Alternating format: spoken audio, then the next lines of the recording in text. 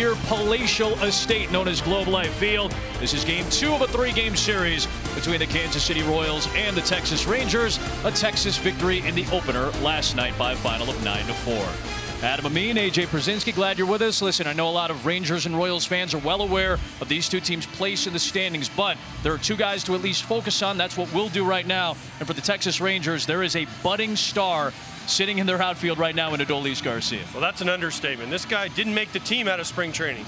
He came up in mid-April, and since then, he's already got 20 home runs.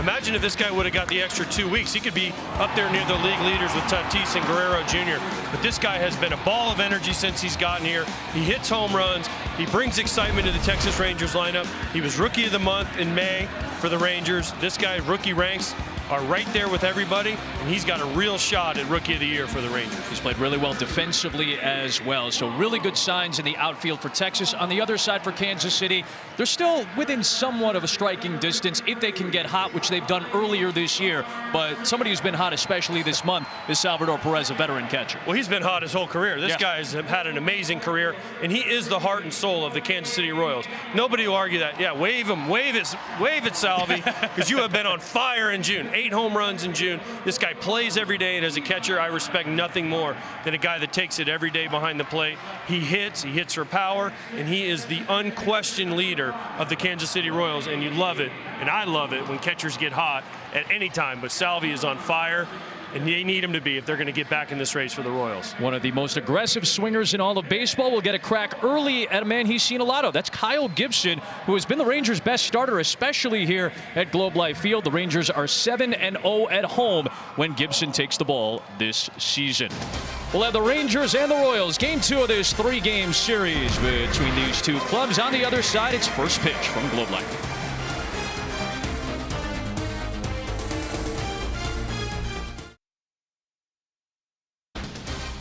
The roof is closed, comfortable 70-plus degrees inside of Globe Life Field on a hot and humid Saturday afternoon in Arlington, Texas. It'll be game 2 of this 3-game series, the 5th meeting between these two teams this year after they met on opening weekend to start up this 2021 campaign. It is the 2nd year for Mike Matheny as the manager of the Texas Rangers. Kansas City Royals, beg your pardon. I just hit Texas here. So Kansas City, 2nd year, 6.5 years as the Cardinal manager. Took the Cardinals to the playoffs each of his first 4 years, and this is the Kansas City lineup, which is currently 10th in the American League in runs per game, just a shade over 4. Whit Merrifield is red hot. He is as consistent as anybody. Carlos Santana hits from both sides of the plate. Salvador Perez, we mentioned how great he's been as of late. Young Ryan O'Hearn, Kelvin Gutierrez, Jorge Soler has had a rough offensive season. Veteran Gerard Dyson back with the Royals. Michael A. Taylor is in center, and a young shortstop in Nicky Lopez has had a very good run as of late. And they'll go up against the Rangers starter today. That is Kyle Gibson, who's 5-0 with a 2.17 ERA. That's 3rd behind a couple of the White Sox in Lance Lynn and Carlos Rodon. Well, he's off to a fabulous start, as the numbers show. This guy is a ground ball machine. And his slider, people chase it, Adam. They chase it out of the zone more than almost anybody in baseball. This guy gets ground ball after ground ball, and he does it not only with his sinker, but also that wicked slider. And this guy, for the Rangers, has been an ace. He should be in the All-Star game in Colorado. And he is one guy that the Rangers can count on to go out there and get him deep into the game. And the usage for Kyle Gibson, the 2-seamer and the slider are the keys. He's been throwing his changeup more this year. He's got good numbers on that. But the main pitches for him are the 2-seamer and the slider. And when he's on, you would just see the fake grass here at Globe Life Field, Adam, get beat up with all the ground balls he'll get. Kansas City has struggled against 2-seamers, but has hit sliders well. We'll see how Gibson uses that as part of his game plan today. Here is the Rangers defense behind him, and this is a very solid defensive outfield. Eli White is a newcomer who's shown some solid work with the glove. Adolis Garcia and Joey Gallo are solid as well. Gallo, the Gold Glover from a year ago. Brock Holt makes the start at 3rd base after Charlie Culberson did yesterday. Isaiah Kiner-Falefa was a Gold Glover at 2nd last year, now playing short. Nick Solak and Nate Lowe on the right side, with Jose Trevino doing the catching as he has most of the year for Kyle Gibson. And it'll be Whit Merrifield to lead things off for the Kansas City Royals, the 32-year-old from South Carolina. riding a season-high 11-game hit streak. 33-year-old Gibson comes home, and off we go with a bouncing ball foul at 3:07 local time here at Globe Life Field. Get ready for a lot of that first pitch swinging at him, because the Royals, they are as aggressive as any team in baseball. They don't strike out, but they also don't walk. They put a lot of balls in play, and they are super aggressive early. Home with an 0-1. And this is down and away. Gibson originally from Indiana. Picked by the Phillies in 2006 out of high school, but opted to go to Missouri. Drafted in 2009 in the first round by the Twins. Merrifield shows bunt and pulls back to get ahead in the count. This is now 10 times in Whit Merrifield's career he's had a double-digit hit streak. 11 games rolling right now where he has hit .375 during that stretch.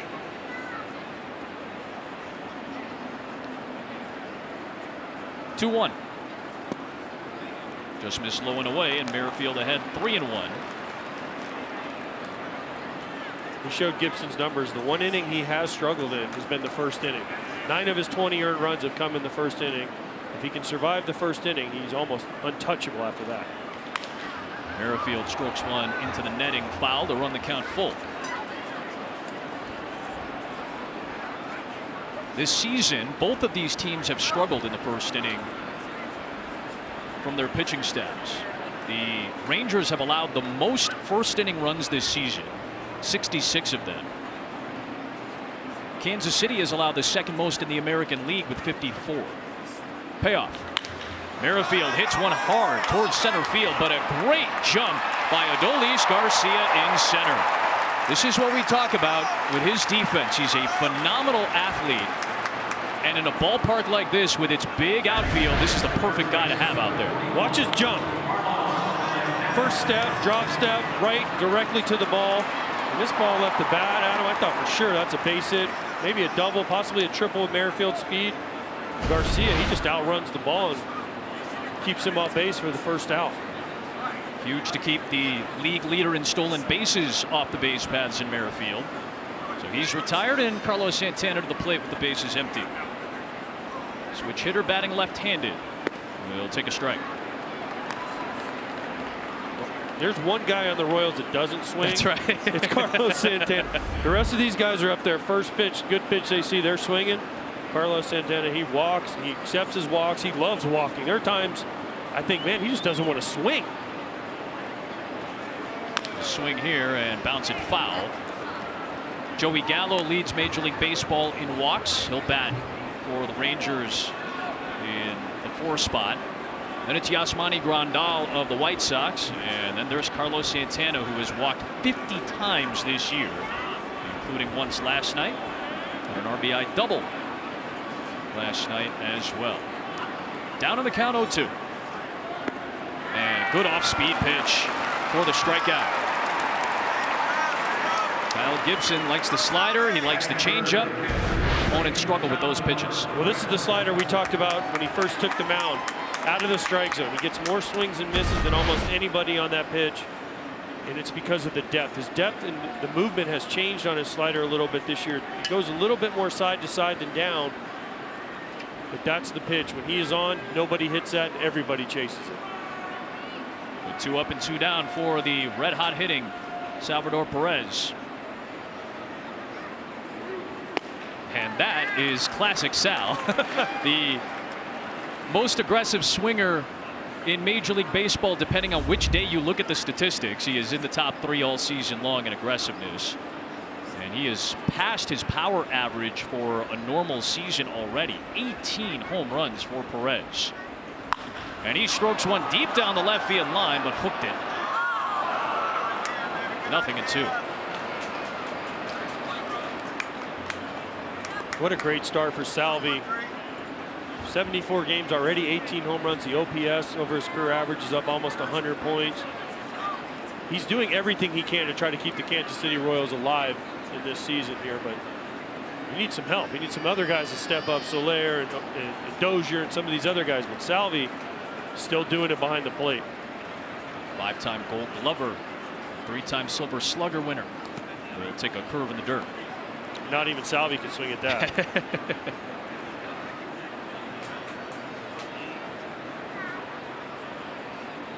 Think of guys like Acuna and Tim Anderson. Perez right up there in terms of aggressiveness. Ambushed a lot of pitchers this year. Trying to stay alive on 1 and 2 as Gibson comes home. And gets another strikeout, that time on the fastball. Back-to-back Ks to close a perfect top of the first for Kyle Gibson. Rangers coming up.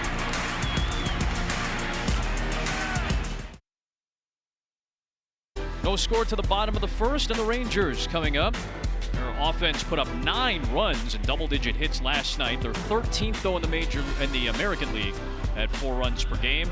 Kiner Falefa, Nate Lowe had the big game yesterday, including his first career triple, so he jumps up to the 2 spot. We'll see Garcia in the first. Gallo, White, who goes down to the 5, Willie Calhoun, Nick Solak, Brock Holt, the Texas native, and Trevino will round it out for the Rangers. So the Royals did not announce a starter for this game until last night. This will be an opener for Kansas City, and they've done this a couple of times. In fact, they did this against Boston last week with Kyle Zimmer starting off the game. He'll get the start today. Well, he is the de facto opener, like you said, Adam. He's got a really good slider to the righties, a changeup to the lefties, but they're expecting maybe 2 innings out of him, 30 around 30 pitches. If he's super efficient, Mike Matheny said maybe we could sneak him out there for the 3rd, but you see his pitch usage, 48% fastball, slider's the key, and changeup against lefties has been effective. He should throw that more. Kiner Falefa will take a close pitch for ball 1, evens up the count on the Rangers shortstop, who snapped out of an 0 for 17 skid with a base hit in the 8th inning last night, but overall this month he's been very good. And a solid season. Good speed for Kiner Falefa at the top of the order. Pops that one up, out of play, foul.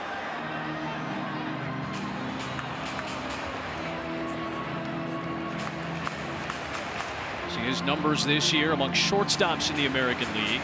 And the last line, defensive run saved. The guy who won a Gold Glove at second base last year and replaced Elvis Andrus this year over at shortstop. And he was a catcher, let's not forget, when he first came up. Yep. They converted him to a catcher to try to get him out there. And he always told Chris Woodward, their manager, that he was the best shortstop they had in the organization. Well, now he's getting a chance to prove it. He has been outstanding out there. Zimmer home with a 1-2, and a breaking ball is skipped away.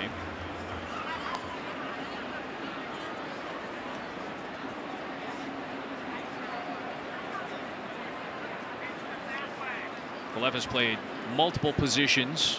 You mentioned the Gold Glove at 3rd last year. He's played 2nd, came up as a catcher. He can move him around in any part of the lineup.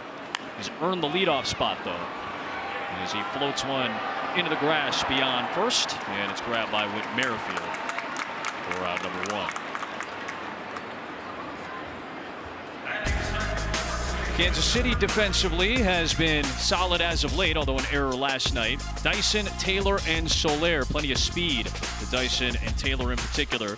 Gutierrez, Lopez, Merrifield had the error last night, a rare one.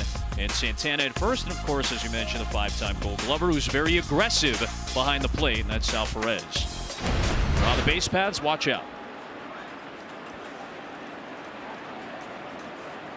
One away for Nate Lowe, who had one of the best games of his Rangers tenure last night.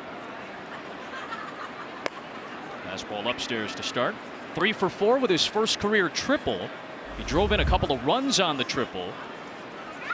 See what he's done in his last 11 games. He's had a hit in each of his last 7 during this Rangers homestand. There's a 1-0. Just missed 2-0. I wonder if he got the ball from his first career triple. I would like to believe so, right? You try, as a player, you try to fill every stat column. So triples, for myself being an old catcher, was always the hardest one to get. But when you get that first career triple, it's not quite your first career home run, but it's still pretty fun. It's a long way to run when you got to run home to 3rd. You did it 24 times in your major league career in almost 2,100 games.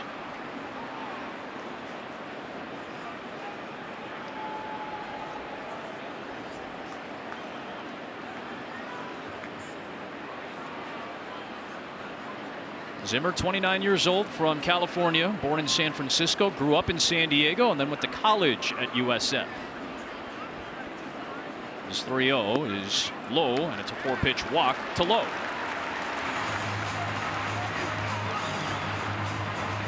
He continues to get on base at a good clip, and a man is aboard for Adolis Garcia.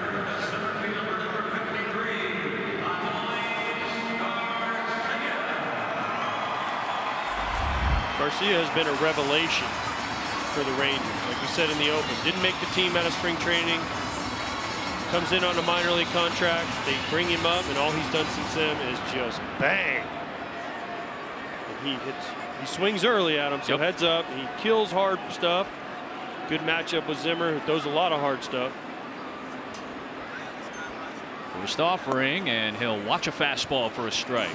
Well, that was the old, I'm going to take one after a 4-pitch walk, and that's the one he wishes he had back now. 94, middle away, up.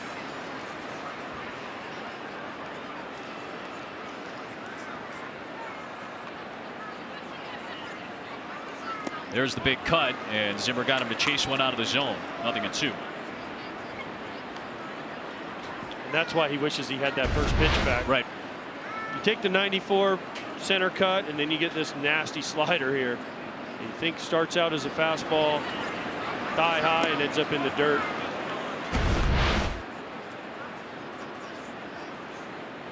Zimmer's 0-2 is cut on and missed at 96 as he ramped it up to get the strikeout. 2 down. That's how big that first pitch of the at-bat was. It changed the complexion of the whole PA. Well, nice sequence by Zimmer and Salvador Perez behind the plate. It helped it, like you said, Garcia took the first one, and then they go slider that starts at the same spot as the first pitch fastball, swing and miss, and then they run a fastball up, 96, and that's hard for anybody to get on top of.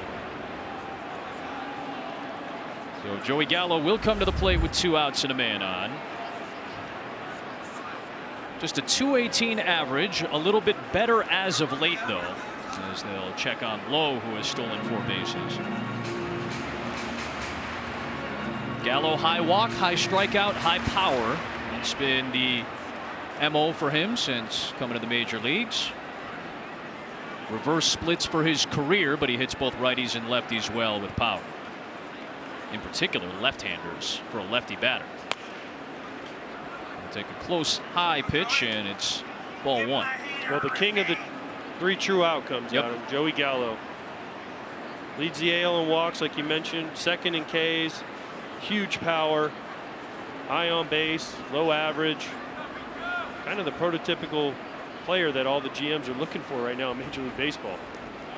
Especially if you can produce at the prodigious rate that Gallo has in his major league career. Now the strikeouts are high, but the strikeout rate is lower than it has been. Granted, it's still over 30%. Major league average is about 24-25%. So Gallo is still well above major league average in terms of how much he fans, but better for him this year compared to years past.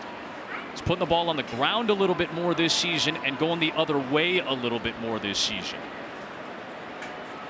Ahead 2-0 against Zimmer here. Ahead 3-0. Green light right here. I give Joey Gallo, he knows the strike zone so well. We discussed his power.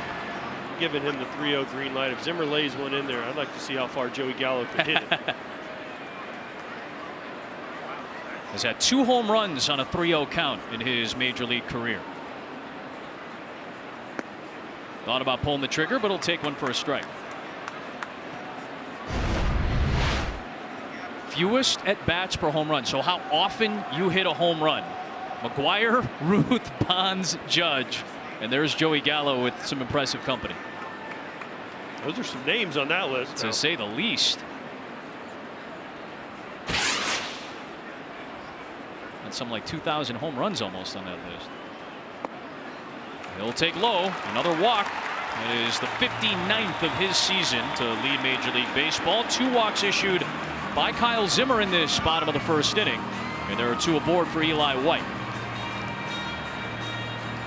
27th birthday today for Eli White. Another South Carolina native. Happy birthday, Eli. It was interesting the way 3-1 slider they threw to Joey Gallo. Zimmer, and that was the old 3-1. We're just going to not mess with him, hope he chases, which he never does, and would face Eli White, who, unfortunately, happy birthday, but it's been a little bit of a struggle. So they picked who they wanted to face, and they chose Eli White over Joey Gallo.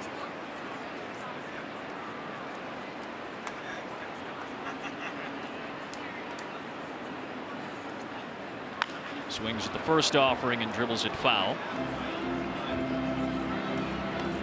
So you were mentioning that last pitch to Gallo. Talk to me about it. Well, 3-1, they threw him a 3-0 heater. That's why I thought he should have had the green light. 3-1, you even saw Salvador Perez give him the Zimmer, like, hey, good pitch, even though it was ball 4. Why? Because they didn't want to know part of Joey Gallo. Right. That's why you have to let him swing 3-0 right there. That's the best pitch he's going to get. And then 3-1, they pitched around him because they don't have a fear of Eli White. I mean, I hate to say that about Eli White, but the Royals picked who they wanted to face, and it was Eli White over Joey Gallo. White, the rookie, checks his swing, and he went around. 0-2. So White is playing his 15th game since coming back from AAA on June the 8th. He's had 3 home runs, the first 3 home runs of his career. They have come in the last 9 games. 2 of them came in one contest against the Astros. The other one came against Sergio Romo on Tuesday in their game against the Oakland Athletics. White will take low and away, and it's 1-2. White, another guy who walks a lot but strikes out a lot. His last 2 weeks a little bit better than what he saw in the early part of the season. He had 3 straight multi-hit games this week until an 0 for 5 last night. 21st Zimmer pitch is a skipper on a fastball, gloved by Perez to even the count.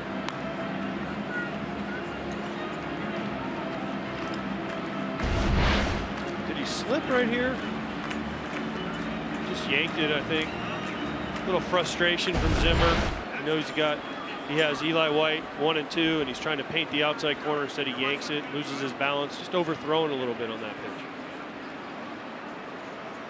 pitch. 2-2. Went around. That one gets away from Perez. The runners take off, but Perez definitely takes care of it at first base. A couple of strikeouts for Zimmer, and he leaves a couple of stranded. Scoreless to the second. Starting the second at Globe Life Field.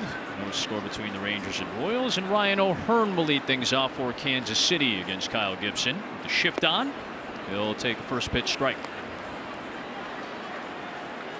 O'Hearn has hit well in his limited duty against Gibson. He's 5 for 6. He's seen a bunch of them already this year. Waves through that one. A breaking ball, and it's 0-2.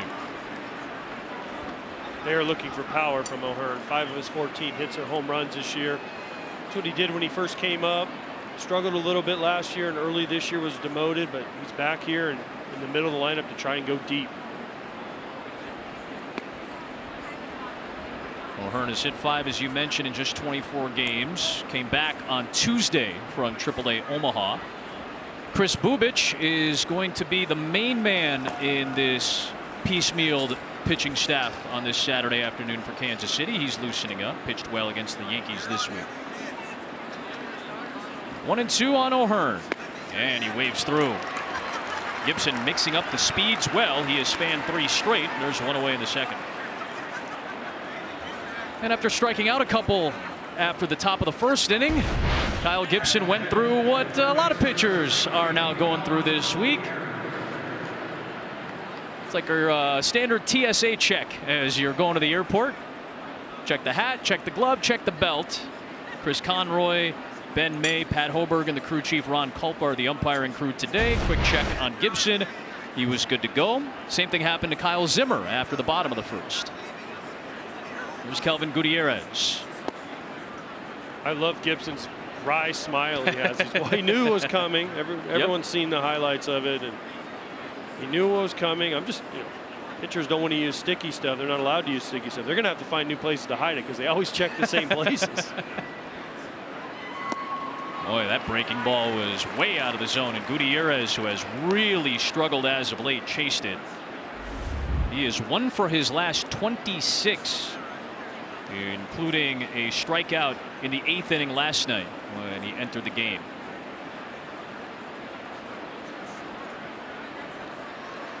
Oh, 2. Stay low. Gutierrez is a better hitter on elevated pitches, but Gibson trying to stay low and away.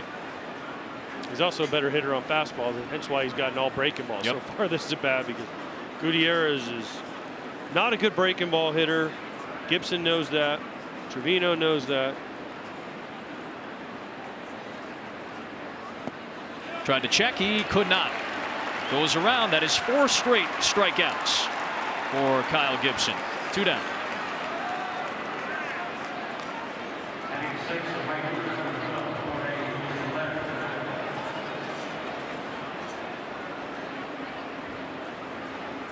That'll bring up Jorge Soler.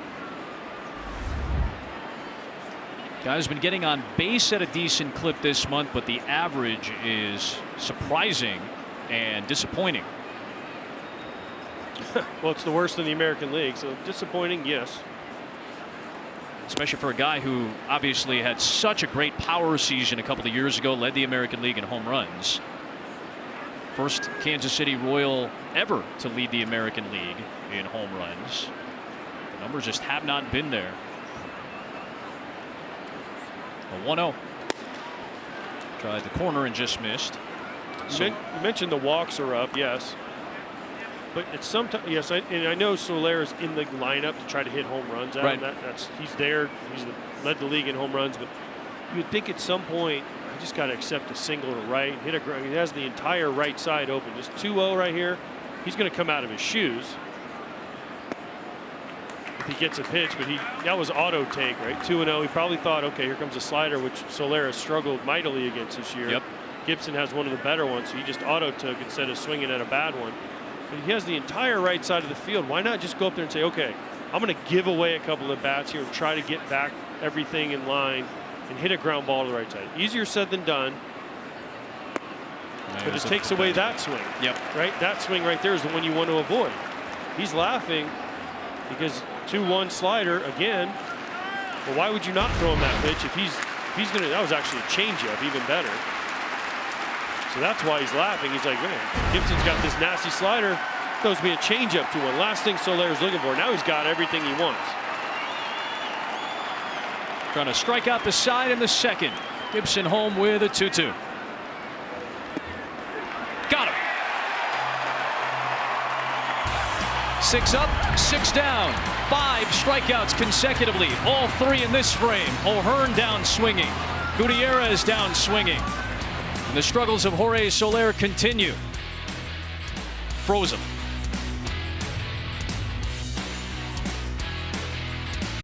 On ESPN, of course, the T-Mobile Home Run Derby will take place on ESPN as well on July the 12th. It'll all lead up to the 2021 Major League Baseball All-Star Game from Coors Field, presented by MasterCard, July the 13th, only on Fox. Home half of the second inning, so 22 pitches from Kyle Zimmer as the opener today.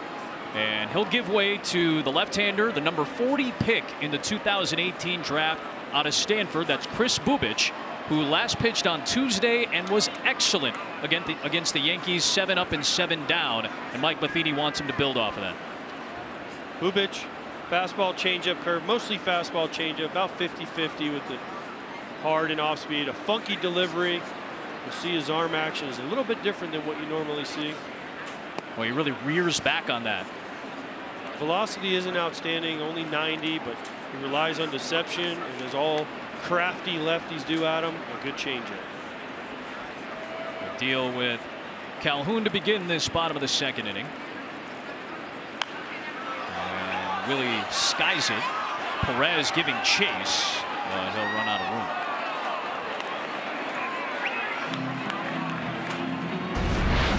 If you're left-handed, you want to stick around, you better have some funk. That glove in front, used to call that the old pump fake. You'd see the glove come through like a pump fake in basketball, and then the arm would come and throw you a little bit off. Makes it look like you look like he's jumping at you as a hitter. Makes that 90 look a little bit harder than the actual velocity. 1-1 to Willie Calhoun. Waved on and missed. It's the average velocity on the fastball right at 90 for Bubic. This is the angle as a hitter. Watch the pump fake with the glove, and the arm follows behind it, behind his head. It just makes that 90 look a little bit harder as Willie Calhoun gets beat by 90 miles an hour. Now back to the change and the curve as his secondary pitches. 2-2 on Calhoun, who has hits in 9 of his last 10 starts. Did not start yesterday. Came in as a defensive sub for Joey Gallo. Oh, that one came up and in and got a piece of Calhoun.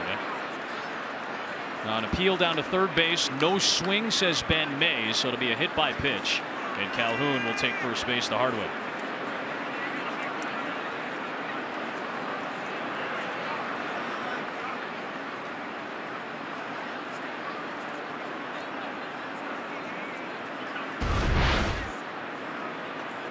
Ball up and in, left on left. Ooh, right off the forearm.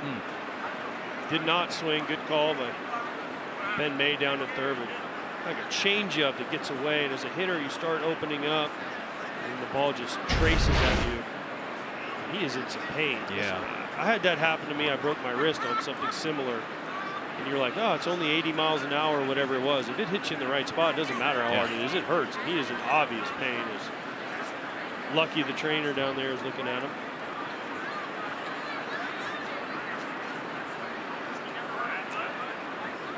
Willie Calhoun was the subject of a fabulous article from Jordan Shusterman of Fox Sports. Talked about how he started at Arizona with a bunch of other major league players. He struggled a lot as a freshman in 2014 and thought that he was going to quit baseball. He was applying for jobs and was filling out applications and was under the assumption that he may not play baseball again, yet ends up at a junior college, bounces back, and has put together some really good moments in a young career, in particular a couple of years ago when he had his best season. And right now in some pain and discomfort.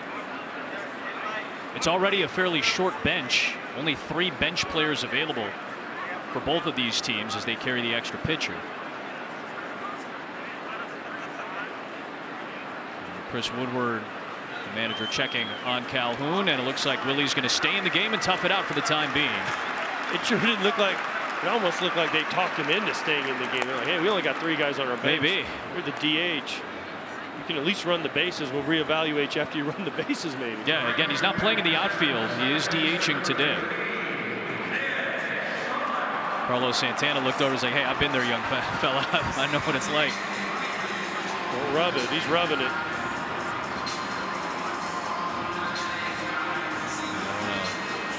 Irritated further, but still in some discomfort clearly.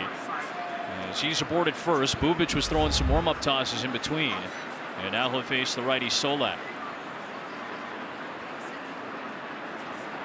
Shows bunt and puts it down. He's been a great bunter this year, and he gets another one. Couple of hits yesterday to bust out of a funk, and now lays one down to advance Calhoun into scoring position. Back-to-back base runners to start the bottom of the second for Texas. An absolutely perfect bunch. First of all, Gutierrez is too deep. You mentioned how good Solak's been bunting. He's too deep. That's an automatic base hit. If he just gets it past the pitcher fair at him, that's the easiest base hit Solak will get the entire year right there. And he knows it. As soon as that ball hits the ground, he's like, that's a knock. He'll take it. He's not had a great June, but that's now 3 hits in the last 2 games for Solak, so he's aboard. Calhoun to second for Brock Holt, the Texas native.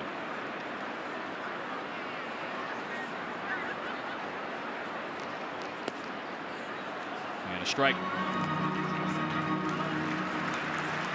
And I'm a little surprised. I know Brock Holt has had a nice career, but there's not another bunt on left here.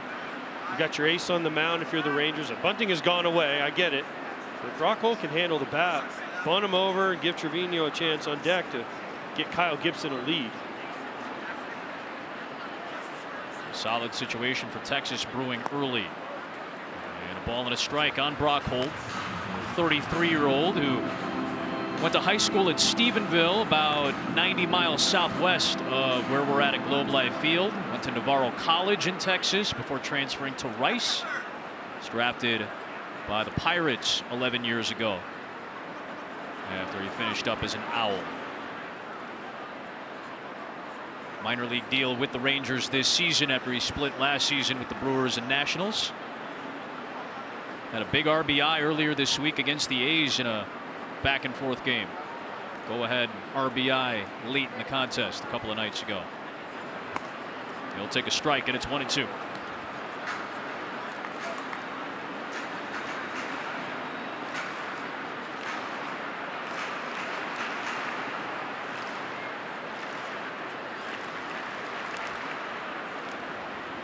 Twenty-three-year-old from Cupertino, California, Kris Bubic. Went to high school in San Jose. Undrafted out of high school, so he went to Stanford. Holt rips it foul. Mike Matheny talked to us about Kris Bubic and how to build a mentality about where you're at in a game. So he doesn't want him to pitch just like it's the beginning of a game. He wants him to come in the second, come in the third, come in later in a game when he has, and pitch like it's that point in the game, and just trying to shift his mentality a little bit because they plan on him being a long-term starter in the future. Well, thank you to Mike Matheny for telling us he was coming in second. It certainly helped my preparation for this game. Yeah. Just missed time. But what he said about the preparation, you mentioned he went to Stanford, and then Stanford, he tries to study, overstudy. Mike Matheny said, hey, by us bringing him in, he doesn't know exactly when he's going to come in. He can't prep like a starter. He can't do all the work. He can do his work, but he can't do as much because he never knows when he's coming in. And he's had success in this role, kind of as the piggyback guy. And they like it. They hope this will eventually lead to, like you said, Adam, him being a long-term starter, which is the goal for him. Yep. But he's also got, sometimes less is more. And especially with studying and with smart guys, you can look at it and say, overanalyze everything. And instead, just go out there and do what you do. Throw strikes, get ground balls, get guys out, and not worry about all the rest of the things that come along with being the so-called starter that day. This will be a seventh pitch of this plate appearance to Brock Holt. 2 on, nobody out in the second, and a 2-2. Foul again off the fish. So this is a similar setup that the Royals had last week against the Red Sox. They got 2 scoreless innings from Kyle Zimmer, and then he was backed up by Bubic, Irvin Santana, Jake Brent, Scott Barlow, and then Greg Holland, who saved a 5-3 win against Boston. That was a good series for Kansas City. They took 2 of 3 from the Red Sox, who are in second place by a half game in the American League East. They'll take on the Yankees tonight on Fox. Another 2-2 delivery. On the ground, could be 2. Lopez to Merrifield. The quick turn. You got to hurry with Holt, though, and he beats it out. It'll be a force at second. Calhoun on to third, and Holt on the fielder's choice is at first base. 1 away.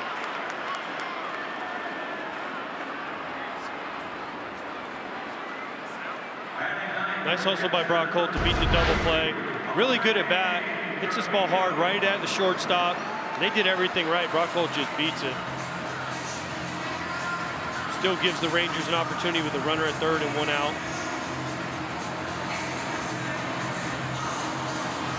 Perfect turn by Merrifield. Perfect feed by Lopez. Brock Holt just beats it.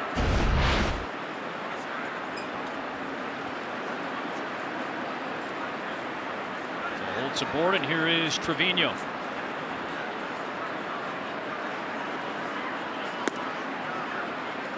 Trevino has kind of solidified himself as the main Rangers catcher. Jonah Heim has been swinging a hot bat as of late, but Trevino in the month of June has really locked in the #1 spot. And he catches Kyle Gibson every start. Yep. Kind of a personal catcher situation. The Texas native from Corpus Christi waves at the fastball, and it's 1-1. One thing he's done is he has changed his stance. I had the Rangers earlier in the year. He laid his bat almost flat and brought it all the way up. Now he's got it higher, in a much better position to hit than where he was. He had to go so far earlier in the year, and now he's got it in a much more hitterish position. 2 of his 3 home runs have come this month, including one on Monday off of Frankie Montas of the Athletics. And I see what you mean. He looks hitterish. He's got like a stance that indicates he feels confident where he's standing and how he's swinging. 2-1 the count. And that's like 95% of hitting, is going up there and thinking you look like you can get a hit, maybe fool the pitcher to make a mistake, scare him a little bit. Right now he looks like he's got a little waggle, he's got a little bounce, a little rhythm.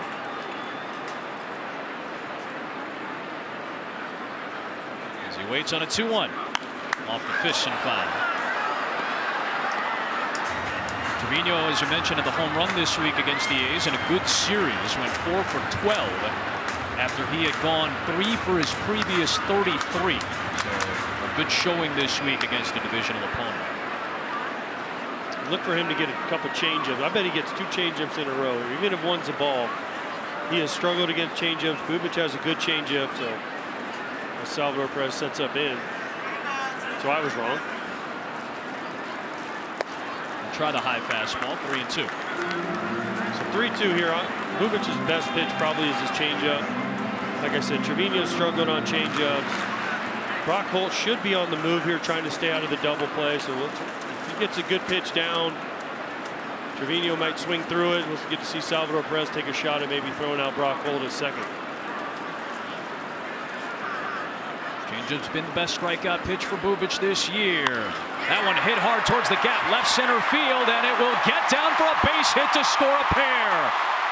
Trevino gives Texas the early lead. It's 2-0. It's a 2-run double.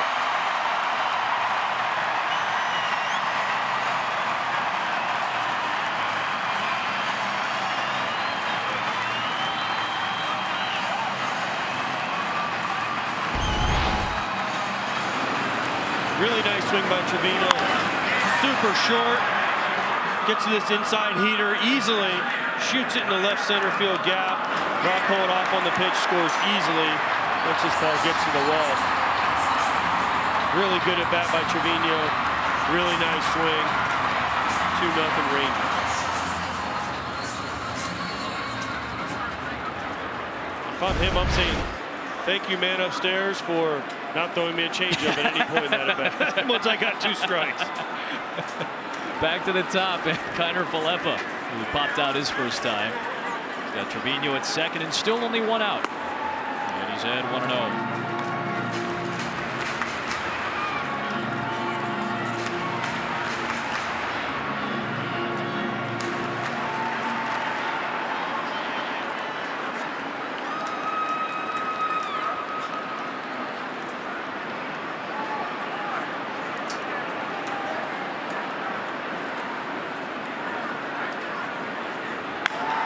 Bouncer up the line and foul.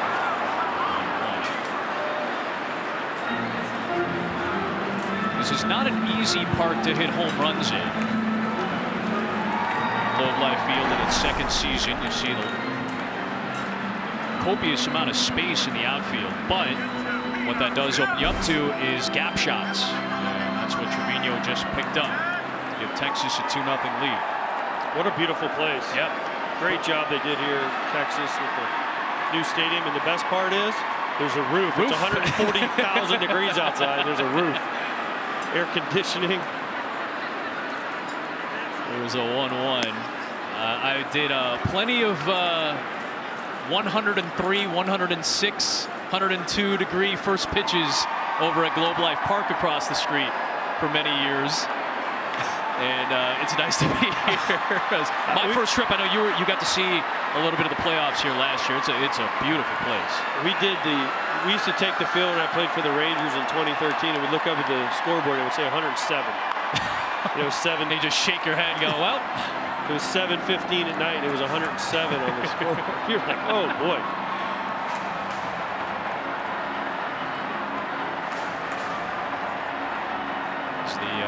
complex now. You got Old Globe Life Park, and then just across the way is Globe Life Field. You got AT&T Stadium, home of the Cowboys, and various events within walking distance as well. I always thought the Old Globe Life Park was gigantic. And then you came here. Globe Life Field, and it like swallows the old park across the street. 2-2. Of course, basically it's like typical of Texas. You just turn that into a high school football stadium, Globe Life Park. Yeah, sure. We'll bring in 35, 40,000, no problem.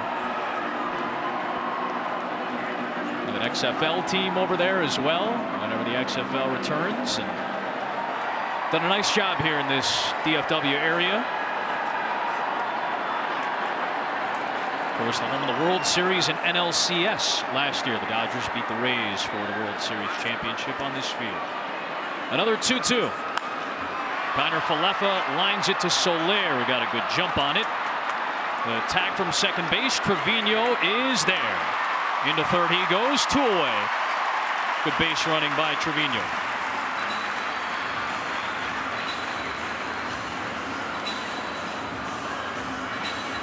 And of course, here's Nate Lowe, former Tampa Bay Ray. So this is Brandon Lau and Nate Lowe. So we just wanted to clarify for you guys, if you were thinking about it, that hey, we got to call you. Like, don't get confused now. If you're just watching Nate Lowe, going, hey, is that the guy? No, it's not. It's not. We wanted to show you Brandon. Brandon Lau and Nate Lowe. I'm always, every time their name is spelled the same, and I'm always like, Lowe, Lau. Which one? I even had to ask you before the game. Now, how do we say this? Nate takes upstairs. But Nate has been on fire. Absolutely. He's been really good with runners in scoring position. He walked earlier. Nate is feeling it right now. 7-game hit streak on this homestand. Triple yesterday. The Rangers have been doing a fun thing this year where they pass the hat. They have Mr. Hat, basically to the player of the game after victories. And this guy earned it yesterday with his first career triple. He went the other way with it, too. All 3 of his hits came off of a lefty and Mike Minor, including the triple, which was a slight misplay by Hunter Dozier in left, but it was a well-struck ball. 2-1. Speaking of passing the hat, in the minor leagues, Adam, they used to do it, pass the hat in certain stadiums. When you hit a home run, they would pass the hat around the stands, and people would throw like dollar bills for whoever hit the home run. And unfortunately, I was never on a team that did that. I'd hear these stories where these guys would get a few $100. 2-2. That's like the equivalent of having like the booster give you the $100 handshake, essentially. You would have to tell me about that because I missed that college. But like, I just figured that was a nice Texas reference. Folks would appreciate that. That being said, that's the minor league team you want to play for when they have the fans that are handing out some tips. Exactly. Every minor leaguer could use a few extra bucks in their pocket. A 2-2 to Nate Lowe, and it's upstairs. 3-2 to count.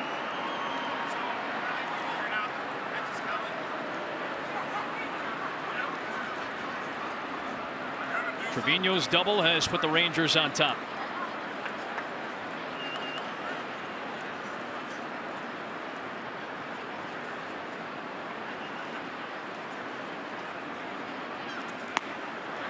And another good at bat for Nate Lowe in this series. It's now twice he's walked today, and runners at the corners for Garcia, so he'll get a crack against Bubic with runners on base, and that's going to lead to a visit from Cal Eldred, the Royals pitching coach. Just a breather here for Bubic. Cal Eldred walking out there. He's done a bunch of pitches this inning, 32 pitches in 1 inning. And see, he's sweating even in the air conditioning here at Globe Life Field, but just a breather, start over, a little quick scouting report on what they want to try to do to Garcia. This is a long inning. When Mike Matheny told us, hey, Bubic is going to come in after Zimmer, he was hoping Zimmer would give him at least 2. Now 32 pitches already in 1 inning. This is going to really tax the Royals bullpen. 4 plate appearances of at least 6 pitches in this inning alone.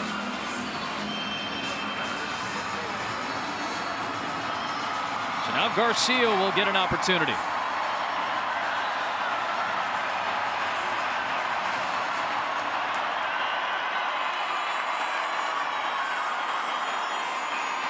3-pitch strikeout in his first trip.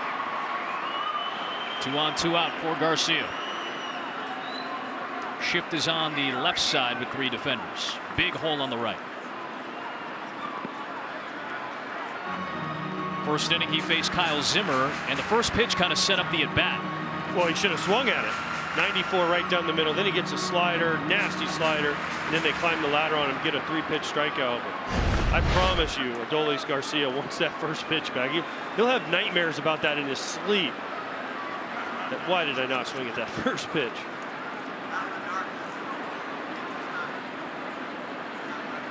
Hard hit into center field. It's 3-0 Texas.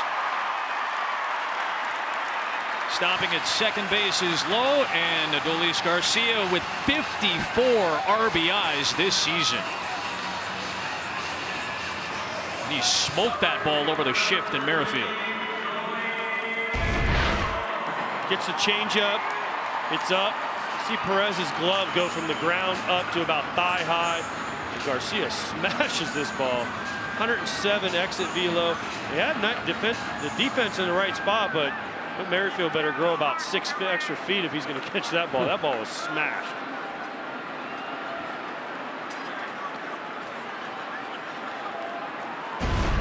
So now here's Gallo. Goes after the first offering. That's the first swing from Gallo in this game after he took 5 pitches to a walk in his first plate appearance. And now he faces a left-hander in Bubic. And as you mentioned, he's been one of the best left-handed hitters against left-handed pitching in Major League Baseball. It's been the case in his last couple of seasons.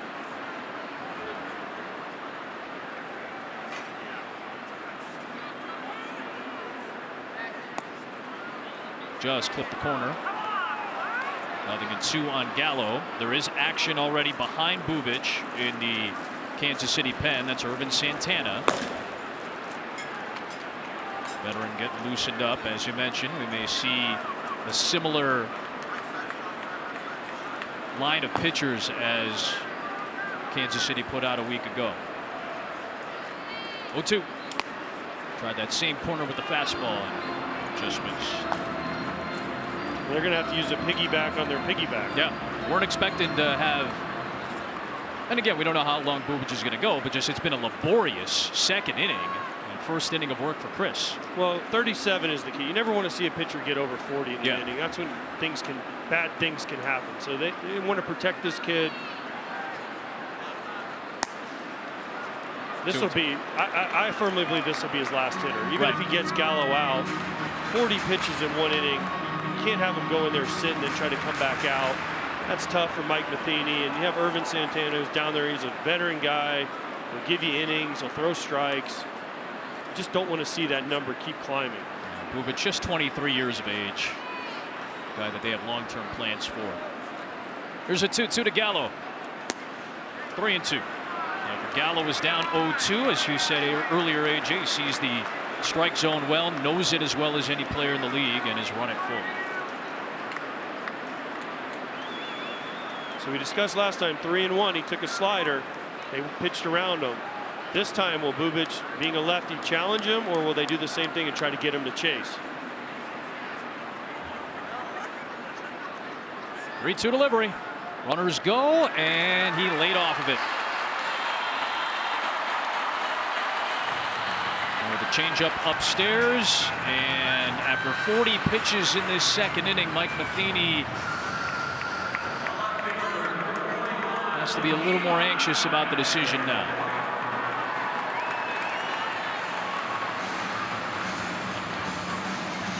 And here he comes. So already 62 pitches by Royals pitchers in the first inning and 2/3 of this game. 2 walks for Zimmer in the first inning, and a couple of walks by Bubic here in the second. Irvin Santana is going to come in to eat some innings for Kansas City.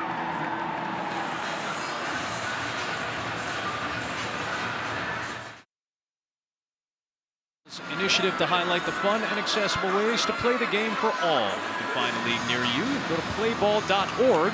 Follow Playball on Twitter, Facebook, and Instagram. Bases are loaded for the Rangers with 2 outs, and Ervin Santana trying to get out of this inning with no more damage done. 3 runs across, 2 on a Trevino double and 1 on a Garcia single. Santana on for the 16th time. Veteran is in to try to salvage this frame as he'll face Eli White.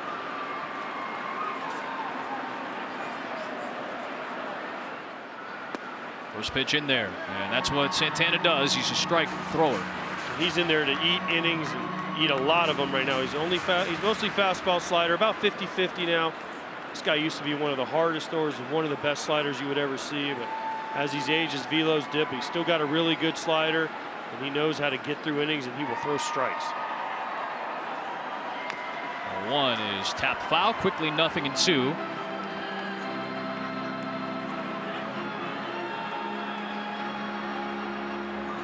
White struck out to close out the first against Kyle Zimmer. Skips Bubic and is the first man to face Santana, who has seen opponents this year hit just 131 against that aforementioned slider.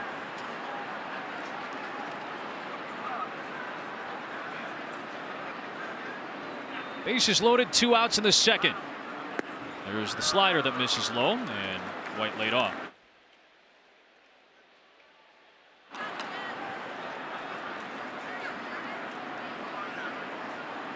See him trying to get on the same page as Salvi behind the plate.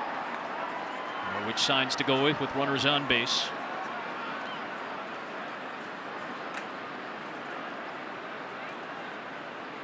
Home with a 1-2.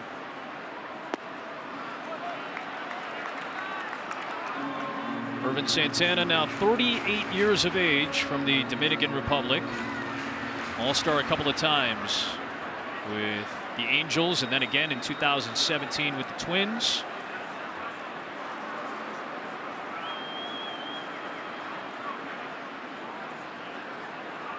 Minor league contract with the Royals this year. 2-2. And he freezes him. Fastball and slider, that's all you need if you can throw strikes. Santana does. Garcia with an RBI to make it 3-0 through 2.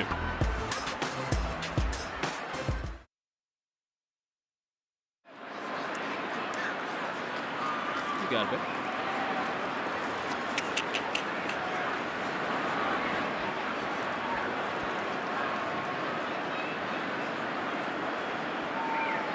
Kyle Gibson sat for a long time in between frames. He goes back to work against Jarrod Dyson in the 7th spot. Comes back with a strike. First batter of the game was a fly out from Whit Merrifield, and since then the last 5 Royals have struck out against Gibson.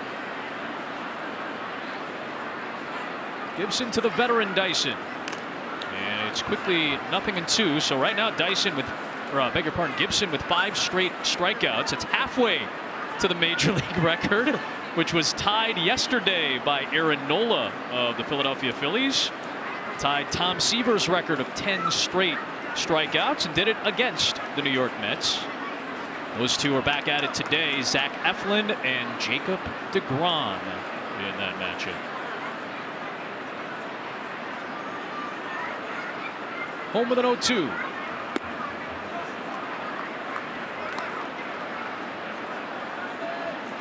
Mentioned the veteran Dyson. Congratulations to him. He got 10 years service time the other day. Yep, Tuesday. For a 50th round draft pick. That's pretty amazing. So congratulations to you, Mr. Dyson. Heck of an accomplishment. You've had an awesome, awesome career. It's a big deal to hit 10 years. Royals have had a few guys do that. In fact, today, Danny Duffy, who pitched yesterday, he's been coming off of an injury and has appeared a couple times. Congrats to Danny Duffy today. He hits 10 years service time. Mike Minor, who pitched yesterday for the Royals, hit it earlier. And then at the end of July, Salvador Perez will hit 10 years service time. It's a big deal because you get pension. And that is very important as you continue your life. Dyson smokes it, but right at Gallo. And it's 1 down. So the strikeout stretch ends at 5. But it is 7 up and 7 down. Gibson, there is Salvi. July 31st is when he'll hit 10 years of service time. Almost there, Salvi. Yep. In Royals history, there's only one other player, though, that was drafted in the 50th round or later who played 10 years in the major leagues. That was Jeff Conine, who was, this is when the draft went even longer, he was a 57th round draft pick, Jeff Conine was, by Kansas City. Obviously didn't spend his whole career with Kansas City, but spent 10 years plus in the big leagues. Mr. Marlin, Jeff Conine. That's right. 1-0 on Michael A. Taylor in the 8th spot. Just 2 for 11 on this Royals road trip. Big cut for fastball, and it's 1-1. Michael A. Taylor has been mentioned. He's been struggling. He's out there because of his defense. He can really go get it in center field. He's been getting some. He's got some big hits though for the Royals. He's been in the middle of a bunch of rallies for them when they need some hits. And trying to pull a little bit too much. I feel like when you watch him, he needs to think about going the other way. Use his speed. He strikes out like he's a power hitter, Adam, but he doesn't have any power this year. So you got to cut down on the strikeouts. Use your speed. Put the ball in play. Put pressure on the defense. Well, to your point, so his opposite field rate is a career high, but during this stretch, he's been trying to pull it a little bit more. He's much better when he's been going towards his tendency for this season, which is trying to go the other way. He's hit the Rangers well, had a couple of home runs in a season opening 7-game hit streak. 2 of those came against Texas. Foul, and it's 2-2. That's the swing we're talking about, pulling the ball. That's a cutter, kind of out over the plate. Michael A. Taylor goes and tries to get it, almost snatch it. This ball's running away from him. He misses it out front, trying to pull it instead of trying to shoot the ball to right field. And I know easier said than done.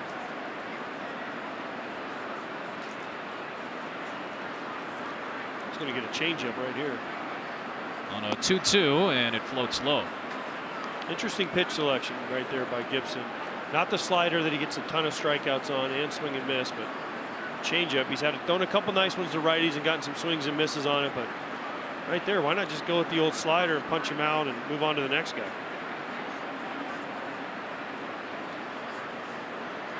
Send up away. 3-2. Away, and it's pulled foul.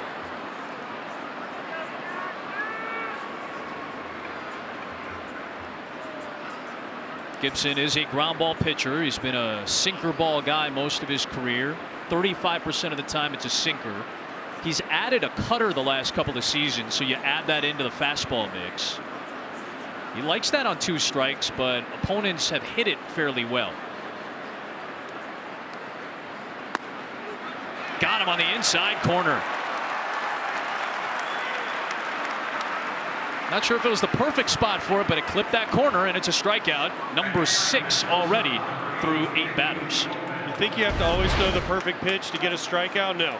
This is a hang-in slider that he completely misses his spot on, but hey, Chris Conroy behind the plate doesn't give up on it. Michael Taylor fools him because it starts at him and breaks over the plate. Not where Gibson wanted to throw it, but effective at the same time.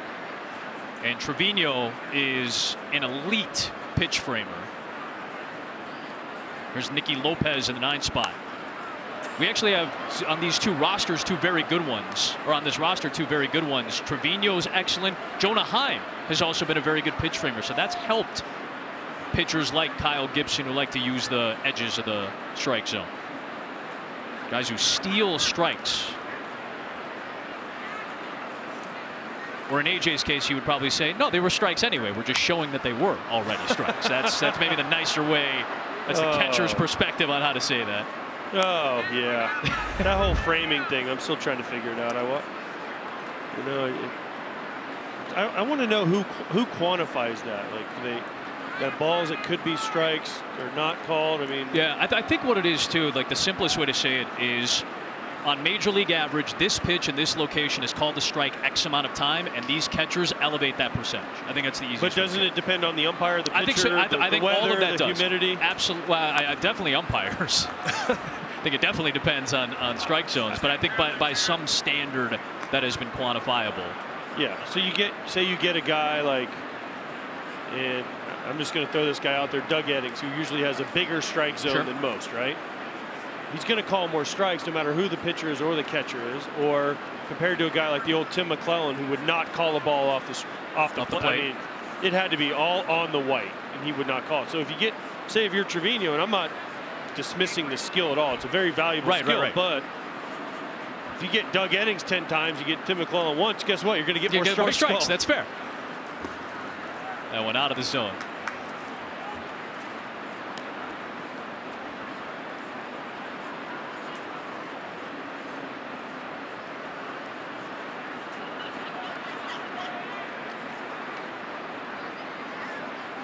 Nothing Texas in the third. Gibson trying to finish off another perfect frame.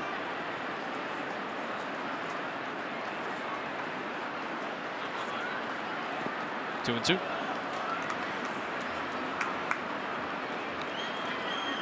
See our umpiring crew today. That's Ron Culpa, the veteran. He's the crew chief at second base. He rejected me once in a perfect game. Yu Darvish. I didn't frame the ball perfectly, and Yu Darvish had a perfect game through a 2-2 slider against Houston. I thought it was a strike. I clearly didn't frame it well enough, and he heave-hoed me. 2-2. Little dribbler will roll foul. I actually went into the umpire's room today before the game and said hi to those guys. No hard feelings, right? No, they're great. Those guys are all, listen, they have a really hard job. Ron Culpa's been around for a long time. And as the crew chief, these guys have a tough job behind the plate. They get 250 pitches a night, and they're expected to miss 0. Yep. So, listen, if you can frame it, make them look better. That was the thing the umpires always said to me was, hey, just make us look good. Don't hold it. Don't move it too much. Just make us look good. We'll call it. They want strikes, too. They want to get out of here just as fast as the players do. Seventh pitch of this plate appearance to Nicky Lopez. Another 2-2 delivery coming. Interesting, Gibson and Trevino are having a really hard time getting on the same page. These last couple hitters, a lot of shakes, a lot of not exactly sure how they want to attack these guys. Lopez 2 for 7 in his career against Gibson. The 2-2. Back to him. 9 up, 9 down to start for Kyle Gibson. The half-hour layoff in between innings didn't hurt too badly. Through 2.5.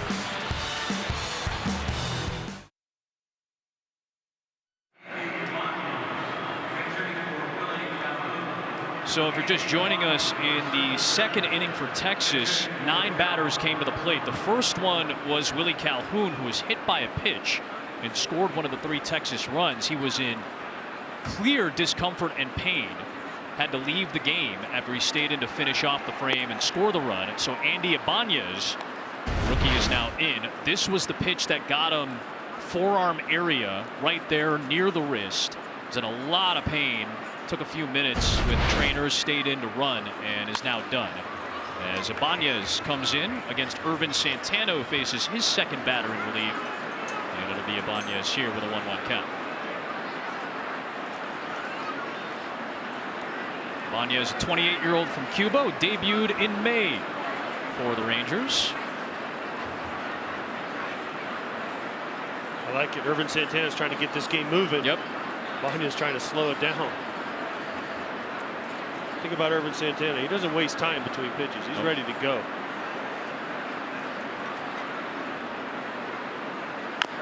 Ibanez chops it foul up the left side. Monday off of Frankie Montas, 3-run home run. This is part of a 5-run first inning en route to a win. This is a guy that hit 59 home runs in less than 500 minor league games. And they're really in evaluation mode about Ibanez. Rolls one to the right side. Over is Santana to the bag. Carlos makes the play to retire Ibanez in his first plate appearance of the night. The second baseman, number 15. Well, the Rangers are kind of in evaluation mode for almost all of their guys. A lot of young guys on this team, right? Other than Joey Gallo and probably Kiner Falefa, they are evaluating all these guys. Garcia's come in, done a nice job. Eli White is the guy they're hopeful. Nick Solak, the guy hitting. Trevino stepped in and did a nice job behind the plate for him. But even a lot of their pitchers and some guys in the bullpen, they've got a ton of young guys, and they're just trying to figure out who they can build pieces with. There's Solak. Just a 26-year-old who made his debut a couple of seasons ago. Essentially playing the old Rougned Odor spot at second base. He was a guy who was there for 7 years, but Odor had a brutal spring, was designated for assignment, and then traded to the Yankees. They saw the Royals this week. Odor actually got a home run off of a lefty in Jake Brentz during that series. Solak lifts it. Short right for Soler. 2 up and 2 down against Ervin Santana here in the third. This is exactly what Mike Matheny is hoping for from Ervin Santana so far. Got the last out of the second inning. 2 quick outs here for the Royals in the third inning. They're only down 3-0. He's hoping that the veteran president Santana can go out there, give him a bunch of innings, keep him in this game, and give him a shot to try to win this game. Shift is on for Brock Holt. Reached on a fielder's choice and scored one of the 3 Texas runs in the second inning.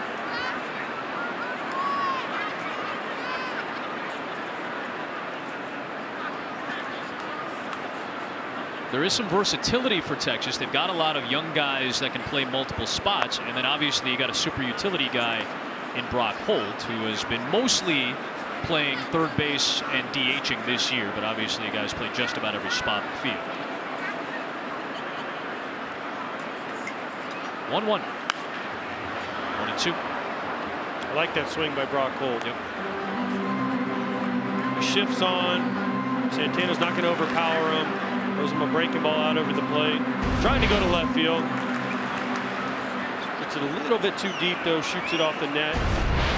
That's the approach. If you want to beat the shift, that's the approach you need. Holt pulls it on the ground to first. Carlos Santana wraps up a 1-2-3 Ervin Santana inning. We'll see Carlos Santana second, followed by Salvador Perez. The top of the order coming up for the Royals against Gibson. Kyle Gibson made his major league debut with the Minnesota Twins. It will be Tuesday, marking the 8-year anniversary of his major league debut. It came against the Royals, and he got the win. So far against the Royals today in a Texas uniform, 9 up and 9 down, and he'll deal with Whit Merrifield, who's riding the hit streak. First pitch in there. 46 tosses for Gibson. Very efficient through the first 3. On pace, what you would think, for a guy who struck out 6. And he has thrown a first pitch strike to 8 of the 10 hitters that he has faced thus far. Merrifield hammers one to left. White ranging back to the track, and he's got it. Hard hit, but eaten up by Globe Life Field, and it's 1 away. He just missed this ball. Yep. Caught it a little bit out front. It didn't sound 100% solid. Maybe he had to have caught it a little bit off the end of. Looked like a breaking ball going away. Slider, hanging slider, just clips it 1 tick out front. If that ball is backed up half an inch, that's a home run. Yep. The Royals are on the board, but Eli White runs it down. I mean, that's a home run in probably half the ballparks in Major League Baseball. Not in Kansas City. Not in yeah, we don't. Whit probably knows that feeling a little bit more than most. You see the 372 marker out there. All the distance markers are nods to Rangers history. 72 being the first year that the franchise moved from Washington as the Senators to Texas. You got 334 down the left field line. Of course, Nolan Ryan's number. Foul pole 329 in left. 29 Adrian Beltre's number. They honor Johnny Oates here. They honor Pudge Rodriguez in center. They don't have a 12 out there for my 1 year I spent with the Rangers. Yeah, what the heck, guys? Come on. You know, actually, so you got 410 there. Maybe where it juts out, because that's the nook in the wall. Just at the jut, you add 2 more feet. Off the bat of Carlos Santana to Joey Gallo. 2 up and 2 down for Gibson. I can't believe the Rangers would. Come on, guys. You did the great job with this park. And how do you leave my man A.J. Pierzynski out? Just a few feet further back from there should be number for 412 right there. I mean, it's right about, see that energy transfer? Yeah, like right there, that's quarter. About 412. That's A.J. Pierzynski land right there. Listen, Michael Young was one of the best hitters I ever played against. Pudge Rodriguez was probably the best catcher I ever played against. Sure. Nolan Ryan. I mean, obviously. Johnny Oates I didn't know, but everything they said about him was incredible. Here is Salvador Perez. And he'll take him inside. 374 in right center field. That marks 1974 as the first winning season for the Texas Rangers. Haven't had a lot of those as of late. Both of these franchises missing the playoffs in the last half decade. Perez ropes it to short. What a play! Isaiah Kiner-Falefa showing off the Gold Glove. Did it at third last year, doing it at short this season. One of the top defensive shortstops in the league. A 7-pitch frame for Gibson. He's perfect through 4.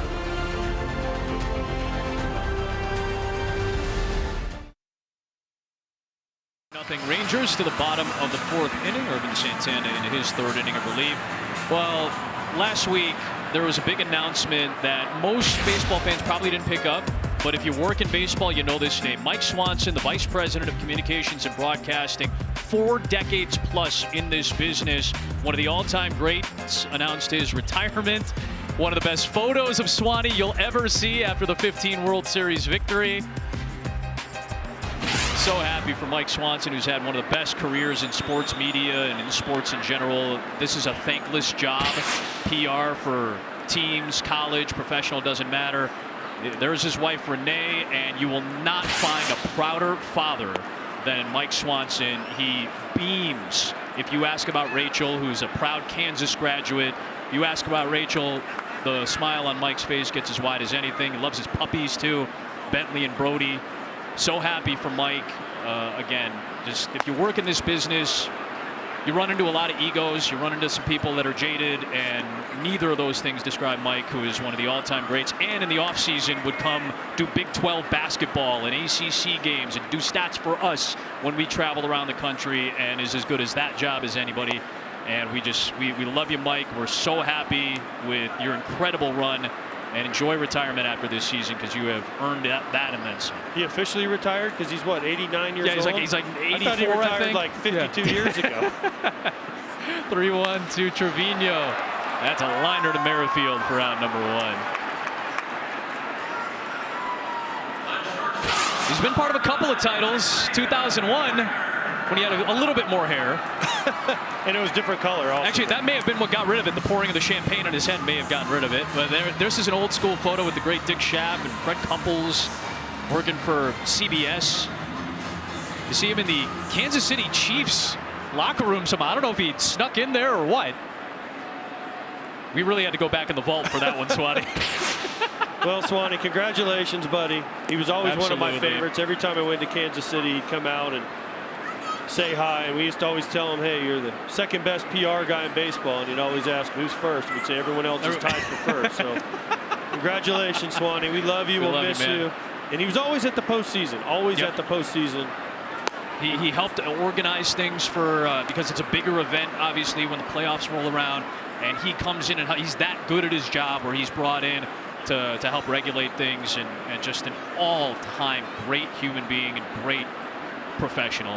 We love Swanee. We're happy for you, pal. Kiner-Falefa bloops one into right field. That's down for a base hit.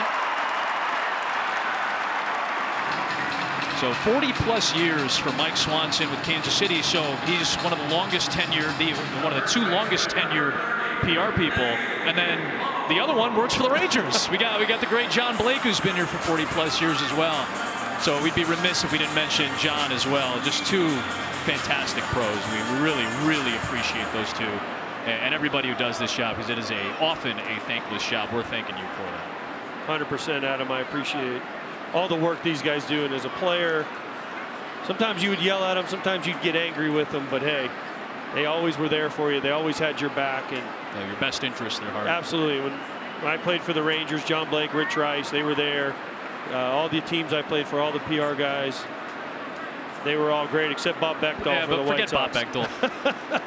But all the rest were awesome, and we appreciate you guys as players, and you don't get enough thanks, so thank you, but especially you, Swanee, now that you're gone. We'll miss you.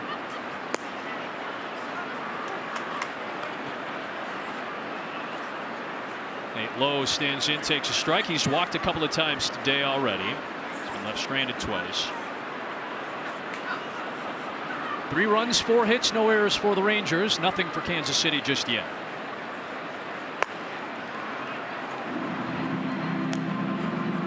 So you got to love technology, Adam. Swanee just texted me and said the Chiefs pick was from my water boy days in 1969. So wow. he was really, the water boy. Really went deep diving into the archives. He was Bobby Boucher before Bobby Boucher.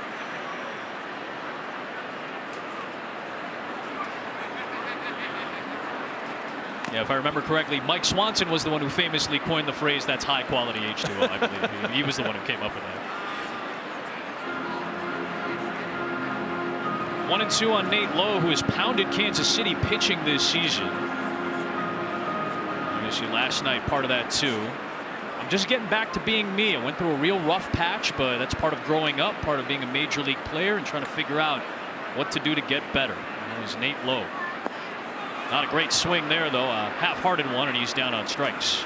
Really good slider by Ervin Santana. Gets him ahead in the count.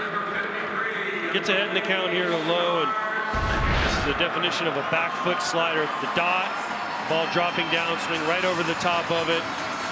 Nice job by Salvador Perez to block it, but really, really nice pitch. I think the reaction from Nate Lowe on that send off, his jaw almost dropped. He was looking for something else. Santana got him. Well, he went to go swing at it, and he thought it was a heater, and then it just disappears. And at that point, you're just embarrassed. How could I swing at that ball? I'm not even missed it by a foot, but it happens to all of us. When you have a good slider, that's what happens. You get out in front, swing over the top of it. There's Garcia, who's been impactful already with an RBI single in the second off of Chris Bubich. That gave the Rangers a 3-0 lead after Trevino brought home 2 with a double earlier in the second.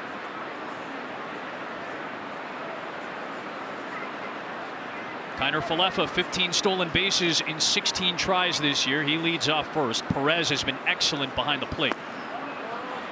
Garcia goes around. I think he loved that call from Chris Conroy. I think he wanted the appeal. And Conroy behind the plate was the one who made the call. That's the one argument hitters will have. Please check. Ooh. Did he go? It was close. Close. At least if you check, you'll still get mad at the first base umpire, but at least he's doing his job and doing what he's there for, to check the swing. But hitters always get a little frustrated when the home plate umpire calls it without the check. Back to the fastball and a strike. Second time today that the first pitch of an at-bat has thrown Garcia off. He's down 0-2 for a second time. Chance for Santana to get out of this inning with no damage done. Santana this season, AJ was talking about how it's going to be crucial for him to eat innings. He's gone 4 innings 3 times this year, twice in fact in the last 3 weeks against the Angels and the Tigers. He's been hit a little bit in those stretches, but he's eaten innings when need be. That's going to be huge today for a Royals bullpen that has thrown a lot of innings this year. Almost 290 innings tossed. That's top 9 in Major League Baseball from the Kansas City pen. They've had walk issues out of their bullpen this year. More walks than any other reliever staff in baseball. Santana's been sharp though so far. Just the hit from Kiner Falefa and nothing more against him. Trying to finish off Garcia with an 0-2. 1-2.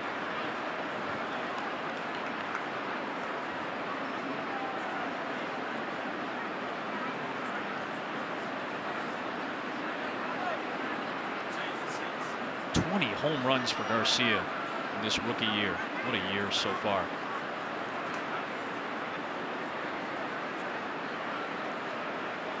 Got to go back to 1986 to see the rookie record for the Texas Rangers. Texas Pete Incaviglia with 30 of them. Yeah, remember him at Oklahoma State when he had the big arms and like the super tight shirt? Yep. Full count. Obviously, Pete. He had the mullet, the full mullet haircut going. He was a monster, Pete Incaviglia. They listed him at like 230, and I was always like, come on, man, 230? This guy is much bigger than that. Incaviglia, who ended up with 200+ home runs in his big league career. Kiner Falefa will be off from first. There he goes. And ball 4. Well, Garcia is aboard for the second time. 2 on and 2 out for Joey Gallo.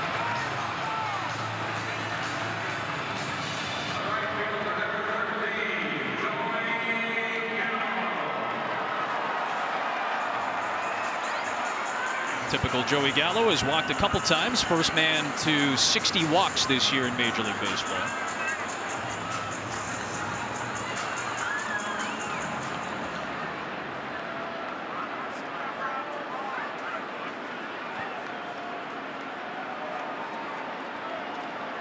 Joey Gallo's got a lot of shimmying and shaking when he steps into the box. He's got a lot of waggle, a lot of ticks.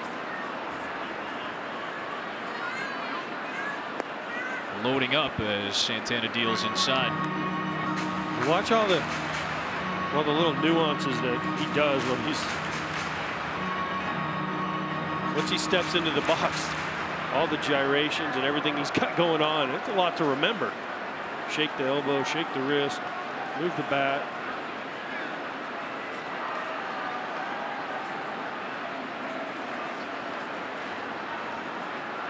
It's like the equivalent of getting ready to have a very uncomfortable conversation.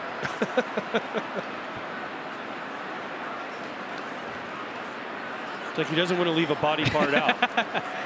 Everything's got to be engaged. Deep shift is on. Nobody's covering second because of that shift, so Kiner Falefa can walk a couple extra steps away from the bag. Time was called, so he works back to the second base bag.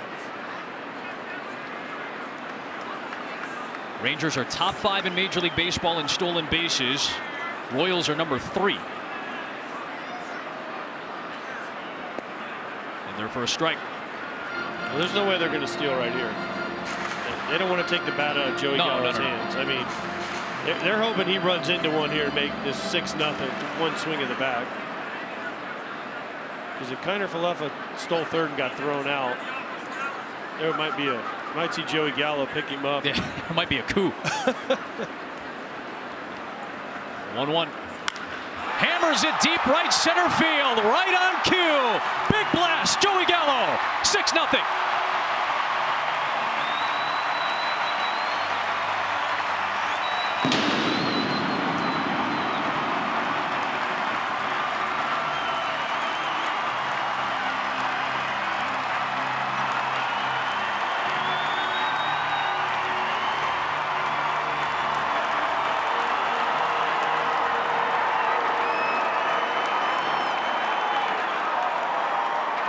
And that's why you don't steal with Joey Gallo up and 2 outs at him.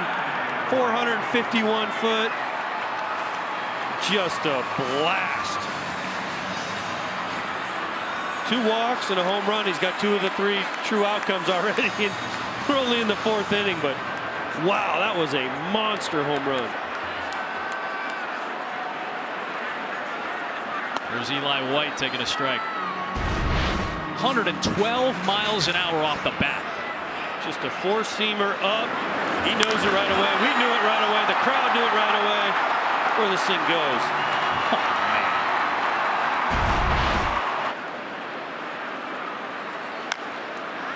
man. Nothing in 2 on White as the Rangers have busted it open here in the 4th inning.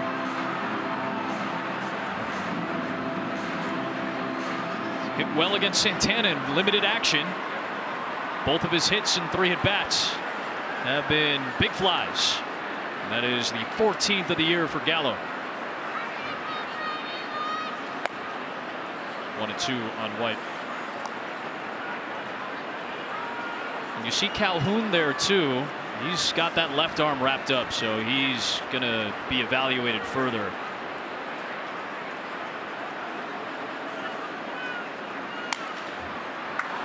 White pops it up. Merrifield backing up and calling off Soler. AJ, you were talking about it. You don't want to take the bat out of Joey Gallo's hands because there's always potential for some sparks. A big shot, 450 plus, 6-0 Rangers.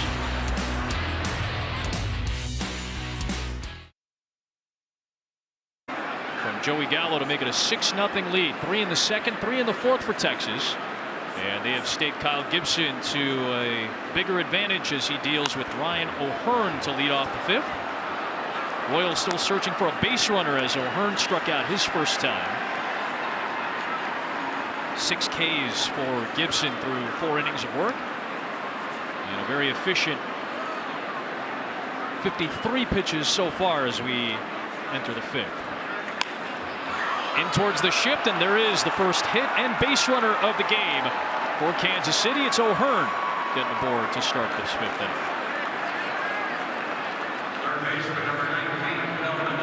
There was one guy on the Royals that was going to get a hit off Gibson. It was O'Hearn. Came in 5 for 6 with 2 doubles. Now he's 6 for 8. I mean, that is a good pitch. Yeah, in on his hands. That ball's off the plate, running in. Just muscles it over Gibson's head into center field for the first hit and first base runner for the Royals. Good piece of hitting by a 27-year-old Texas native from Frisco, Ryan O'Hearn. Here's Gutierrez. O'Hearn, in fact, went to Wakeland High School. That's about 40 miles north of Globe Life Field. And then played his college ball at Sam Houston State before being drafted by Kansas City.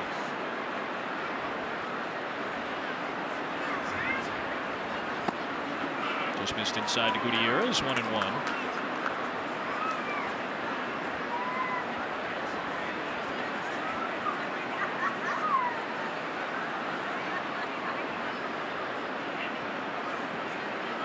Seven years with the Twins for Kyle Gibson, 67 victories, about a 4.5 ERA there. Now in the second year of a 3-year deal with the Rangers. And really, since that opening day start, in fact, one of the shortest starts on opening day that the Rangers have seen, he has been rock solid since that outing. Check swing, and Gutierrez went around 2-2. That's the only start all year he's given up more than 2 earned runs. Yep. Opening day, jittery maybe. Made some mistakes. The Royals chased him early, but he's out for revenge today. Since opening the year, giving up those 5 runs in a third of an inning, the shortest opening day start in Rangers franchise history, and the shortest in Major League Baseball in 4 decades. He's gone 5-0 with a 1.63 ever since, and he nearly picked off O'Hearn there. O'Hearn, I think, fell asleep at the wheel there. I mean, you're down 6-0. There's no outs. Gibson almost got him. Better throw. That was closer than it needed to be, down 6-0.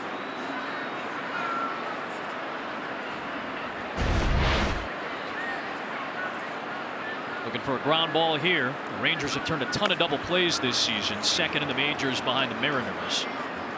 This is the pitcher, a ground ball guy trying to get it done. Gutierrez is fighting it off to stay alive.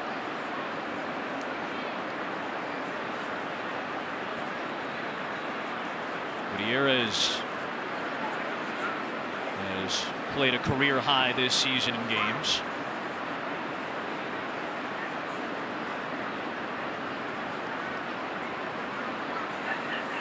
Gutierrez got a hit last Saturday against Boston. That's his only hit in his last 27 at-bats.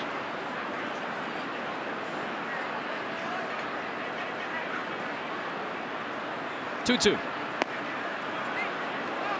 Just missed with that breaking ball.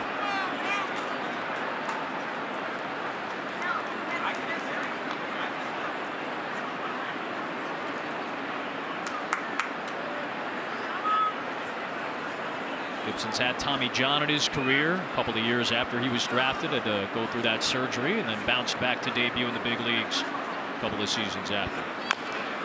Chopper to third, charging in is Brock Holt. No play at second, has to hurry it to first, and Kelvin Gutierrez will take it any way he can get it right now. That's an infield single, and it's 2 aboard for the Royals after they had been shut down for the first 4 innings. Back-to-back knocks here in the 5th. Nice at bat by Gutierrez. Mislocation, just beats it in the ground. Sometimes not how hard you hit it, it's where you hit it. And there's a big old smile on his face because he's been struggling. An infield hit counts just as much as one that goes anywhere else. Beats it easily. Nice hustle, busting it. When you're struggling, Adam, and you smell that infield hit, pick up about 5 feet per second. You go from solid to elite level speed. You know, the old joke was, you ever want to see how fast somebody is, you have them hit a ground ball when it's 1st and 3rd and 1 out to beat the double play to try to get the RBI. That's You'll right. find out exactly how fast somebody is. Yep. I bring this up because I know you're self-deprecating about it, but you know what that feeling's like. You had a stretch of a rough season trying to hit into a lot of those 1st and 3rd spots. You know what that's like. Hey, I hit into a lot of double plays, trust me. You know, right off the bat too, you're like, oh, come on. But hey, nice hit for Gutierrez. Yep. That's, sometimes a little hit like that is what gets you going. They need that out of Soler right here. Boy, 2 pitches in the same spot from Gibson, and both for strikes. One swinging, one looking. And that's the pitch that's given him fits this year. This slider just going down and away, perfectly placed. He doesn't swing at this one. He swings it over half of sliders that he sees. So he swung at the first one. He took the second one. If I'm Gibson here, I'm not messing around. I'm just going to throw him another one and hope he swings at it again.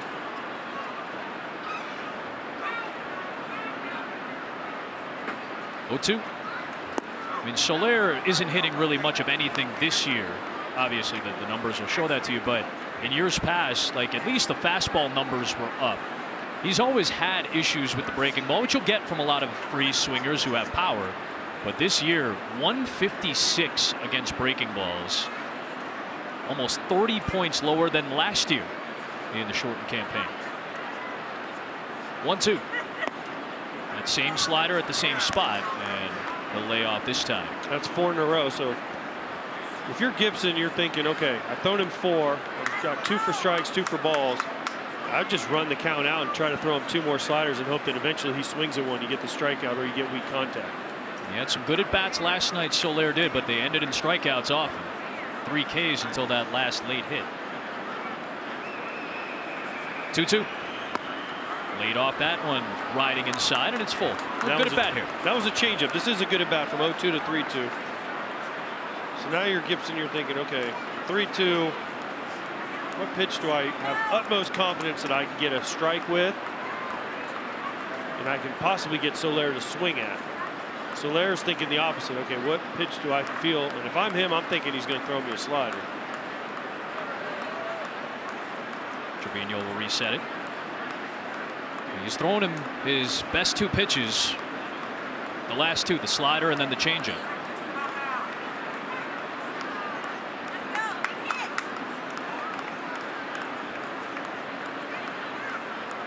Two on, nobody out. 6-0 Texas in the top of the 5th.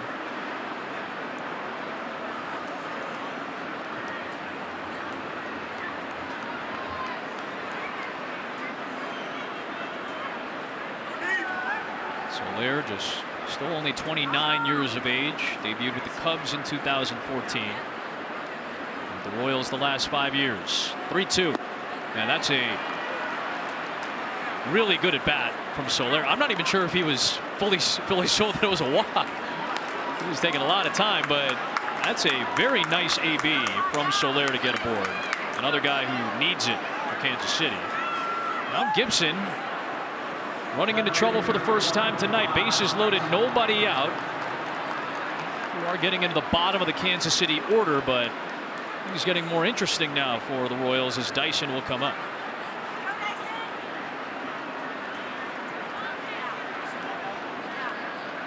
One grand slam for Jarrod Dyson.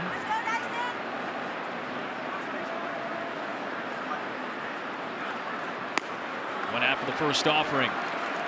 Dyson has hit 21 home runs in his career, one of them a grand slam. The last one coming in August of 2019.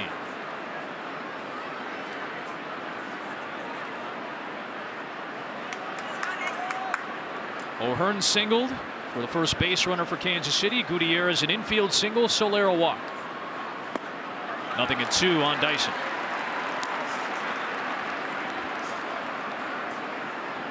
And obviously Dyson playing left field right now, certainly a spot that you'd often see Andrew Benintendi in. He is still nursing that rib cage injury that has kept him on the injured list the last couple of weeks.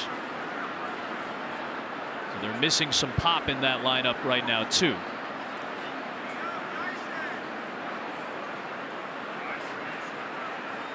0-2.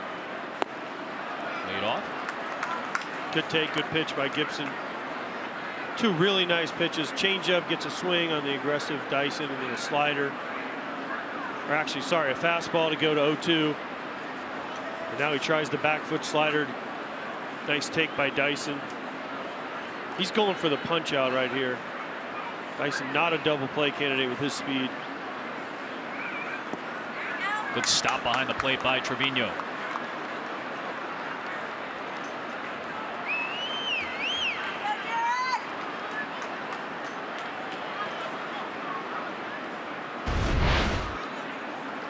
Nice stop, even on one knee here by Trevino. Does everything right, catches it right in the chest protector. Maybe got his thumb a little bit in his hand. Yep. Shaking it out, nice stop. Gibson, the last two hitters, has gotten ahead 0-2. He's had a really hard time putting them away. Trying to almost throw too good of a pitch. Instead of just being aggressive, throwing a strike. Really trying to get these guys to chase. Like that, he does that time. First out of the inning is a big one. That is the 7th strikeout today for Gibson as well. On that, his 20th pitch of this 5th inning, his longest of the day. Nasty changeup. You got Dyson swinging twice at it. A little aggressive with the bases loaded as a hitter. Got him on the first pitch on that, and then he got him 2-2. Really good pitch by Gibson.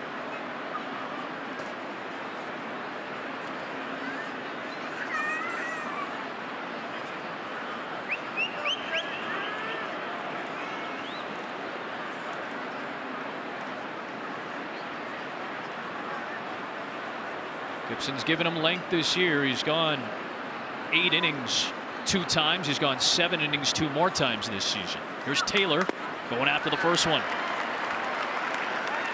Again, Gibson and Trevino taking advantage of hitters' aggressiveness. First pitch with the bases loaded. Hitters want to get out there and get damage done quickly. He's thrown change up to Dyson and a good slider here to Michael A. Taylor to get ahead.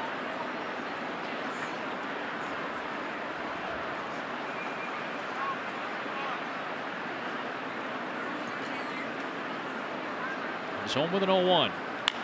Chopper to third, grab by Holt, step on the bag, fire across, double play. Gibson's pumped up. A twin killing to close the threat in the top of the 5th inning.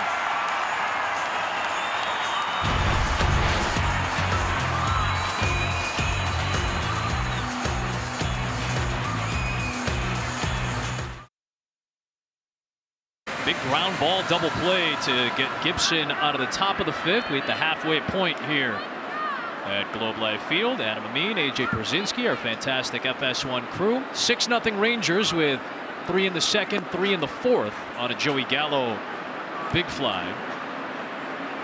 Irvin Santana continues to work. He came in for the last batter of the 2nd and has been on in relief ever since. Andy Ibanez is on for his 2nd at bat after he came in for the injured Willie Calhoun. It's quickly 0-2 on Ibanez.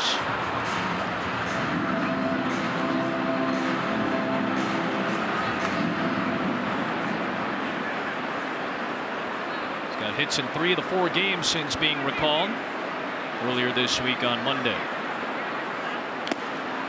Good slider tailing away, foul tipped into the glove. We're out number 1 here in the 5th. Well, Fox Bet Super 6 has you covered all baseball season long with a new late innings contest. You can download the Fox Bet Super 6 app now and enter for free for your chance to win Big Papi's golden briefcase of money. Hey, is that really his money? Because I don't see his hands on that briefcase. So I think like he's somebody photoshopped like David some mogul, like somebody took Jeff Bezos' briefcase and put it in David Ortiz's photo. Yeah, David would never give away his money. Trust me. Except on some plane flights, he used to give it away in the back. But other than that, and he couldn't get that guy to take you out for dinner for nothing. Hear that, Poppy? I hope you know. I hope you're hearing this, brother. I'm kidding. He was always very generous. He's a great dude. We love Poppy. We'll have him as part of our Fox pregame as well. Of course, tonight over on Fox, Cubs, Dodgers, and Red Sox, Yankees, depending on where you are in this great land. It's baseball night in America this evening.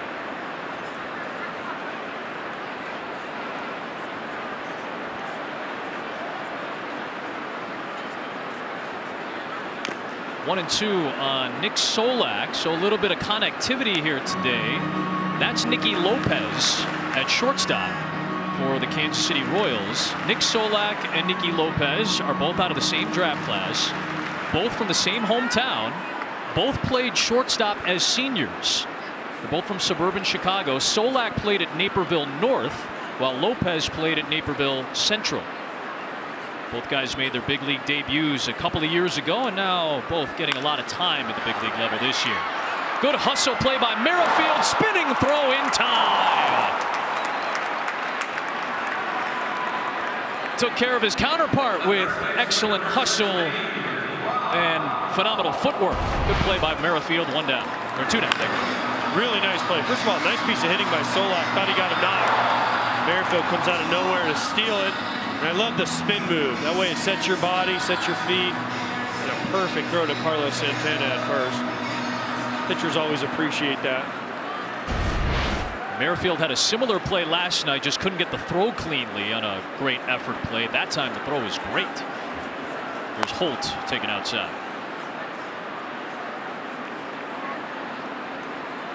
Kansas City's defense has been much better as of late. Much cleaner as of late. Brock Holt towards the gap, right center field and deep. Back towards the wall, and it's off the top of the fence. Holt will stop at second with a two-out double. That was a long, loud two-bagger for Brock Holt. Just missed what would have been his second home run of the year. Brock's flexing on him, and he needed about two more curls to get this ball out of the park. It's a fastball right down the middle, barrels it. 103.5 off the bat. We talked about Globe Life Park versus Globe Life Field. That's a home run at the old park all day long, the way the wind blew out to right center field. But he literally misses this by about a foot. So Brock, when you're flexing, a couple more curls, buddy. His first knock of the day. He's aboard in scoring position for Trevino, who drove in Holt and Calhoun back in the second inning. That got the scoring going for the Rangers.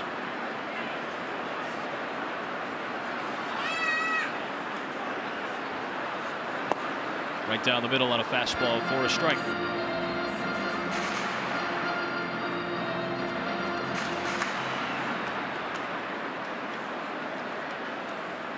Santana trying to keep eating these innings, over 50 pitches now. It's the third time this season that he's gone over 50. He's had a bunch of outings go into the 40 pitch mark. He'd gone 73 in one of those longer outings we mentioned earlier against the Angels earlier this month. One of the 3-4 inning outings he's had this season. He's working into his third full inning of relief today. 1-1. Good slider, 1-2. This is why he's on the team. To eat these innings in bad starts or bad situations. Still got the slider. Still got a really good slider when he locates it like that. But he is on this team, Adam. He's a veteran presence. Help the young guys. When they need him to eat innings, they know they can count on him to go out there and throw it over the plate. It's Looking to punch that on the ground to the right side. Santana to get Trevino and end the frame. Man left stranded. We're through 5. 6-0 Rangers into the 6th. MLB The Show 21 is available now on Xbox One, Xbox Series X, and with Xbox Game Pass. Own your rivals, own the show. Rated E for everyone. Everybody knows who the cover athlete is this year. He's playing like it, Fernando Tatis Jr. Nicky Lopez leads things off. Naperville Central's Nicky Lopez. Cool to see 2 guys out of the same hometown make it to the big leagues playing middle infield, both in the American League. Lopez is in a nice little stretch, grounded out his first time up, but hits in 8 of his last 9 games, 13 straight games on base. Good bunter, good fastball hitter. Been a nice year for Lopez at short. They basically told him in spring training second base was his job to lose. Well, guess what he did? He went out and lost it. Yep. They were going to basically send him either to AAA or to the alternate site, and then Mondesi got hurt, and now he's their starting shortstop every day and doing a good job for him. Playing awesome defense. Hard hit. Oh, what a play! Brock Holt robs Lopez of a base hit.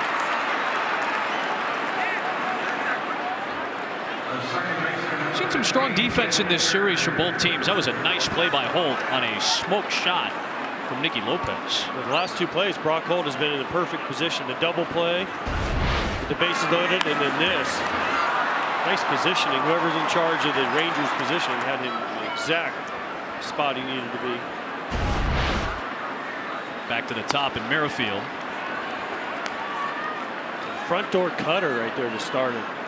Planned front door cutter, so he started that ball at Merrifield's front hip and brought it back for a strike.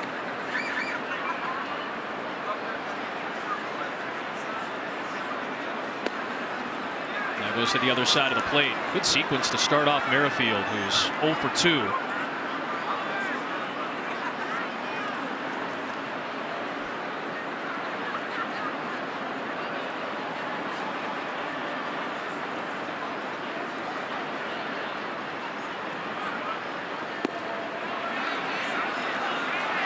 Got him. Went around. 3 pitches to get Merrifield. Merrifield was off balance that entire at bat for pitch 1. Well, Merrifield was part of that middle infield, obviously. And you see Adalberto Mondesi, when he's in the lineup, can stroke it. He's had 10 games in the lineup this season. He's hit well. He's hit for power. That big home run against Boston when he came back from an injury. But he's been on the IL now 3 different times. That home run against Boston was last Friday, and then on Sunday in the finale, he's had a right oblique issue, and then on Sunday it was the left side that was bothering him. He's had a hamstring issue this year, so only 10 games played for Adalberto Mondesi.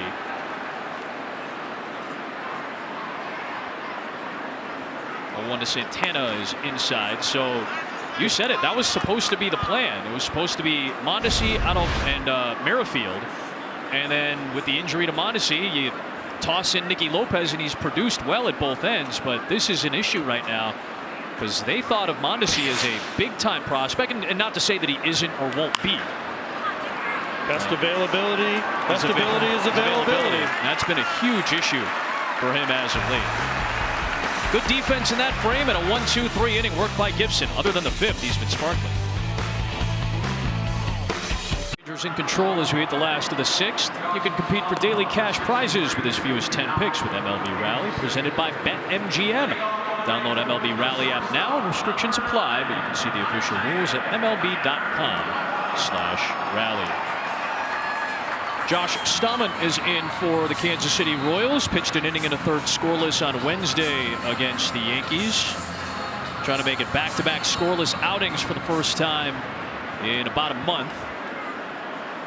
During that stretch, he had a knee issue that kept him out. Been very good against right-handers. Rare to see power against him from the right side. And he'll deal with a couple of righties in this inning. Kiner Falefa to lead things off. He singled his last trip. Urban Santana, yeoman's work today, 3 1/3, 55 pitches. The 3 runs he allowed were on the Joey Gallo 4th inning home run.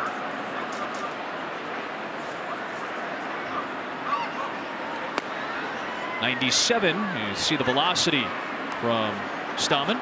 The velocity's actually down for him. He was a guy that could hit triple digits. And ever since he got COVID back in spring training, around spring training time, he hasn't been able to gain that velocity back. He was a 100-mile-an-hour plus guy. There's the breaking ball. Check the first, then he went around, according to Pat Holberg, 1-2. That's the pitch for me that makes him very effective. Not only does he throw 97 plus, the curveball. That's the one he gets a lot of swing and misses with. Opponents don't hit it. It's hard, you know, Adam. Yeah. Facing 100, and then you got a guy that throws an 80-mile-an-hour breaking ball. Better pick one. Breaking ball that time with a lot of movement. Now, back in April, Stammen finally returned after he was diagnosed with a pretty bad case of COVID, but said the Royals handled it well. Their medical staff was excellent with him, and as is the case for a lot of people, if they've dealt with it at a rougher level, it takes some time to get back. And he's feeling stronger, but not fully back yet. But that curveball looks sharp. Gets the swing and miss. Perez throws down to Santana for out number 1. Good start for Stammen.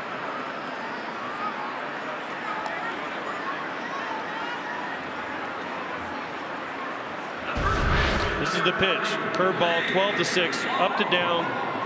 Nice job by Salvi Perez. But when you're up there as a hitter and you're thinking, okay, this guy's got 100, then he throws 82-mile-an-hour breaking ball.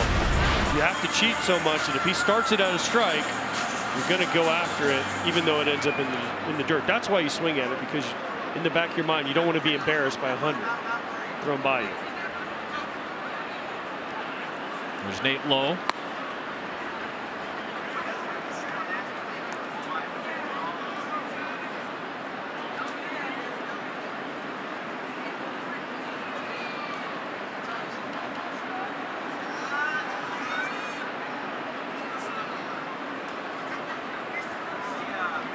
Couple of walks and a strikeout for Lowe today.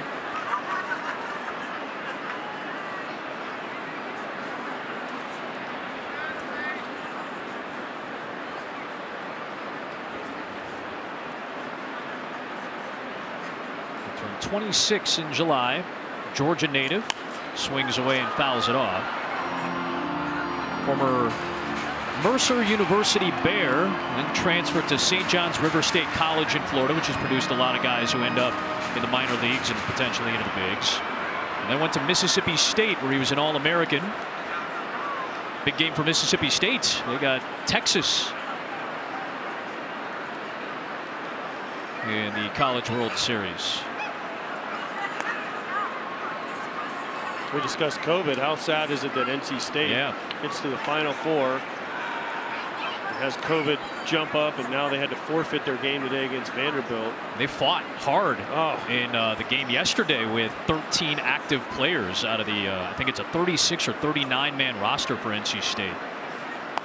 And it was announced today that because of the health and safety protocols that they're going to have to drop out. So Vanderbilt gets into the College World Series final, where they've been often in the last 15 years under Tim Corbin. And Texas and Mississippi State will play one more. The Longhorns beat Mississippi State last night to force the final semifinal game.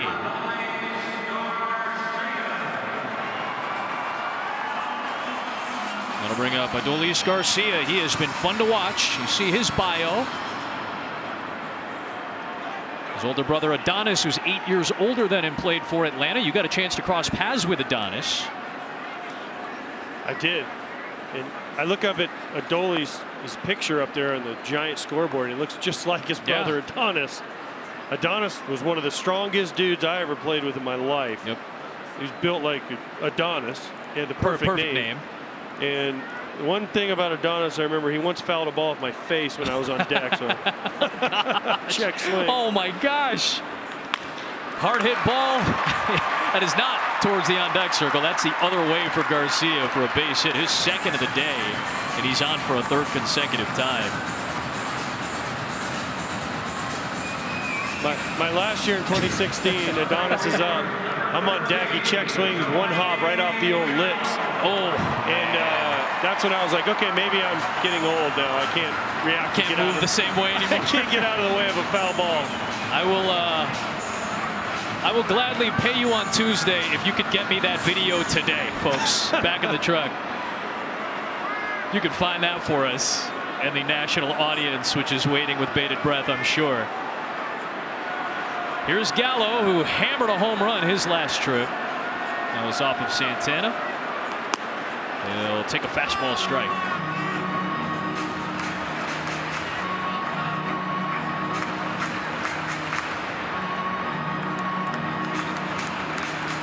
Good day for Joey Gallo at the plate. The average keeps climbing up. He's been better as of late, even though the average has been fairly low most of the year.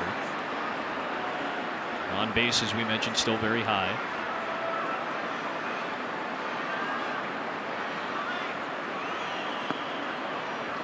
This is back in the fourth. Take a look at that. It sounded good, and it looked good in StatCast. That's what you're supposed to do with that ball, right down the middle. 111.7, 451 feet. What Joey Gallo does, he walks, he hits homers, and he strikes out with 3 true outcomes. You saw that launch angle. It's one of the highest in baseball. The launch angle on the home run was 31 degrees, so even he got a little more underneath it. Maybe that's what provided that incredible distance to one of the deepest parts of the park.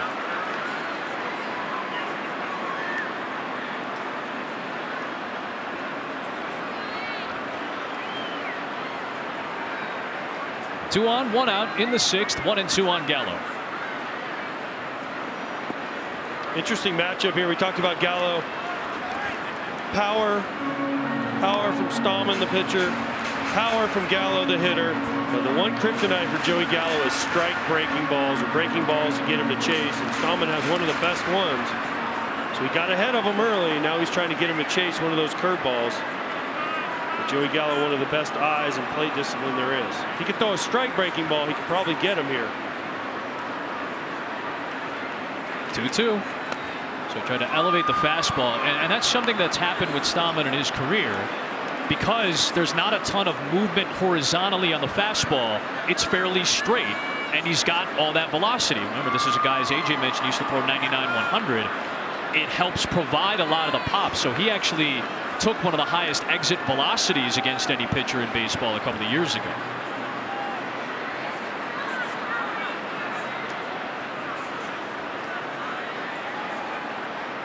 He's got better than average movement on the curve. Goes to the curve and freezes Gallo. Strike breaking ball. There it was, the strike breaking ball. There's not much as a hitter at 3-2 you can do about this, because you're thinking again, and this guy can throw 100 and rush it past me. And then if he throws this for a strike, you're really in trouble, as he did to Joey Gallo there and locked him up. It just starts as a ball out of the hand. You see it, you see Gallo think about it, but by the time he realizes it's a strike, it's too late. You can see him mumbling under his breath to himself that, oh, what a good pitch and nothing I can do. I'll just go back and sit down. First time he's been retired today. 2 away with 2 on for Eli White, trying to snap out of this little mini 0 for 8 funk in the series so far. Big cut, 95. Nothing wrong.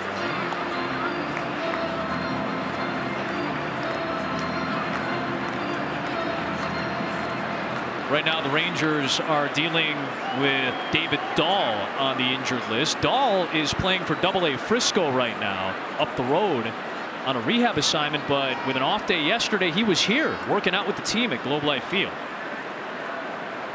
So a chance for David Dahl to come back relatively soon. He's been on the injured list for a month with a left rib cage contusion and has developed kind of an upper back issue. But good to see him, according to the Rangers players and coaches. They were happy to see him back at the park and hoping to have him back soon. New addition to the Rangers this year. 1-2. Now he's got him set up. He's got White set up here. Go high fastball again. Go breaking ball like he did to Gallo. Tough spot if you're Eli White, down 1-2 after already striking out twice. And line here for a third one possibly.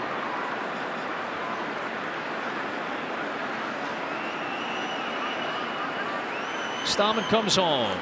And the fastball again, a swinging strike again, and he strikes out the side with a couple of base runners stranded. To the 7th and late innings we go. 6 outstanding innings from Kyle Gibson today. He's been the Rangers' best starter, especially at home, and so far just 2 hits scattered, both in the 5th inning. He was perfect through the first 4 innings of work. A couple of batters via hit, and then one more via walk got aboard in the 5th. But still nothing across. And now goes after the heart of the order, Perez, O'Hearn, and Gutierrez. 3, 4, 5 in the Royals' 7th. Strikeout and a line out for Perez. He was robbed by Kiner Falefa of a base hit back in the 4th. 0-2.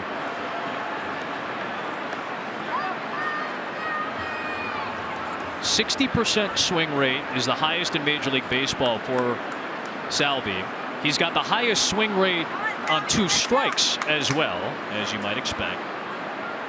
He's got one of the highest chase rates in Major League Baseball.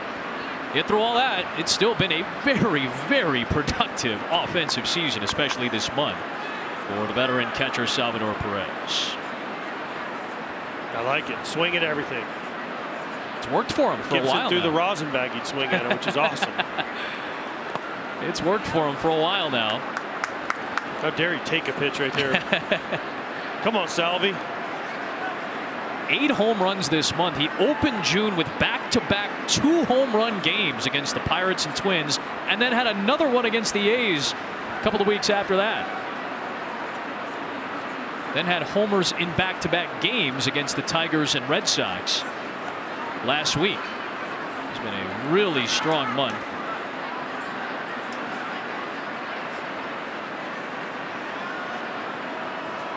This guy will be in the All-Star game likely. 1-2. He's the leading vote getter amongst American League catchers, and rightfully so with the numbers he's put up this season.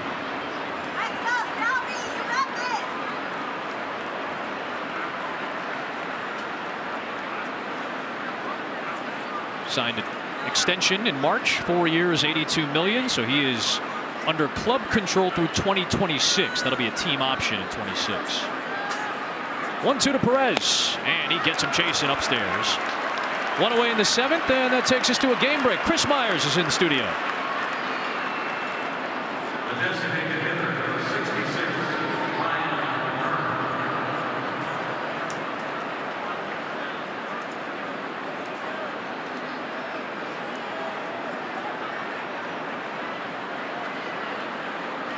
Nice work from Jacob deGrom once again in what was his quote-unquote worst start of the season, where he gave up 2 earned runs today. Here's O'Hearn. Just an incredible, historic run, as Chris just told you about. The Cy Young Award and maybe MVP front runner. You could make an argument for the MVP certainly when he's having a year like this, but certainly the NL Cy Young front runner right now. Yeah, if he stays healthy, he's pretty much got that locked up already. And that's while Kevin Gausman's having as good of a year as he's had. But deGrom, who had the quote about him the other day that knowing you're facing Jacob deGrom is like going into a test knowing you're going to fail? It's a great quote about if you've 100-mile-an-hour, 100-plus fastball, 90-plus slider, great changeup, never misses a spot. It was Patrick Wisdom of the Cubs who said that the other day. Nice pitch. Gibson freezes O'Hearn with the fastball. 2 up and 2 down here in the 7th. Around the league, we mentioned Patrick Wisdom. The Cubs had a combined no-hitter against the Dodgers. That was actually a loss for Walker Buehler for the first time in nearly 2 years. Tatis, the MLB The Show cover boy, is ripping the cover off the ball. First career 3 home run game. It came on the first 3 ABs against Arizona yesterday. And then we mentioned Aaron Nola, his historic stretch against the Mets with 10 straight strikeouts, matching Tom Seaver's record. Philadelphia is playing much better as of late, too. You're going to see him next week. I'll see him next week against San Diego and right. Tatis. But that no-hitter by the Cubs was amazing because the relievers came out of the bullpen and didn't know it was a no-hitter. Craig Kimbrel gets the last out, and he's like, why is everyone pumped up? Yeah, Wilson Contreras was running out to with an extra fist bump. And he's like, what's going on? He goes, you just finished off the no-hitter, man. Ryan Tepera, Andrew Chafin, and Craig Kimbrel. 3 guys who have played a major role in why the Cubs have worked back towards the top with the Milwaukee Brewers in the National League Central.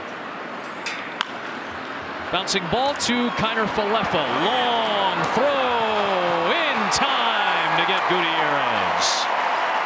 Beat one out last time. That time, Kiner Falefa with a good play. A 1-2-3-7.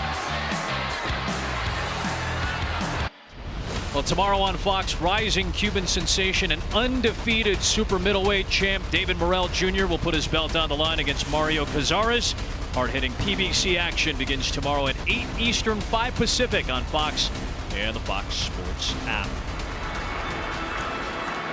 Just 2 hits for the Royals through 7 innings of work as we hit the stretch. It's 6-0 Rangers. Time for the Alienware game changer, and it is Kyle Gibson who has struck out 10, a season high today, one off tying his career high. We've talked about Kyle Gibson and what a role he's been on since opening day. He just continues today. He is dominating the Royals. He had the one little hiccup in the 5th inning where they loaded the bases and they got this double play from Brock Holt.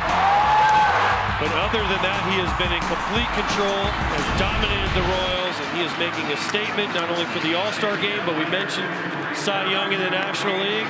You've got to put Kyle Gibson in the AL Cy Young Award conversation. Closed with an 11-pitch, 1-2-3 inning in the 7th.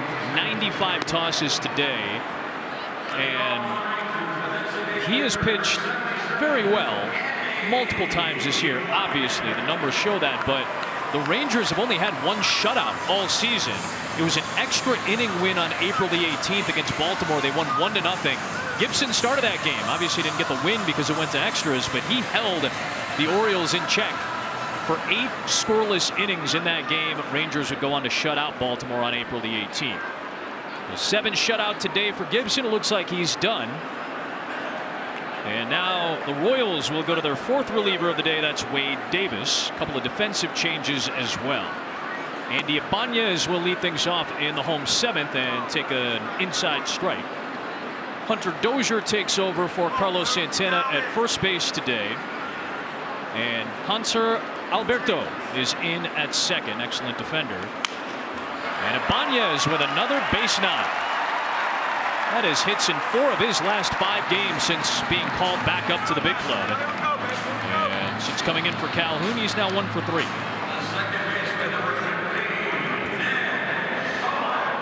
Wade Davis is one of the most dominant closers back when the Royals won the World Series in 15. Fastball, cutter, curveball. Velocity's dipped a little bit as he's aged. Still has a nasty cutter. Then he usually tries to finish guys with curveballs, but going from closer to kind of lower leverage situations, trying to get him back right and hope that he can get his stuff and be a late inning help for Mike Matheny and the Royals. Had a good outing the other day against the Yankees. Went 1-2-3 against Gardner, Wade, and LeMahieu. First man is aboard, though, in Ibanez, and now Solak ahead of the count, 1-0.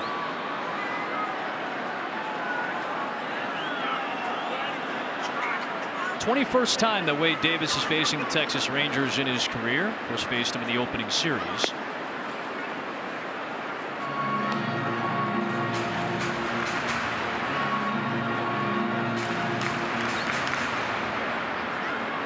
What a career for Wade Davis.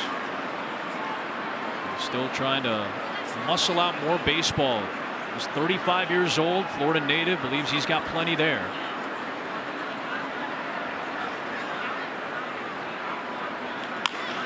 Hard hit towards the gap in left center field. Taylor was trying to play it and then opted to hold back on it instead of diving for it.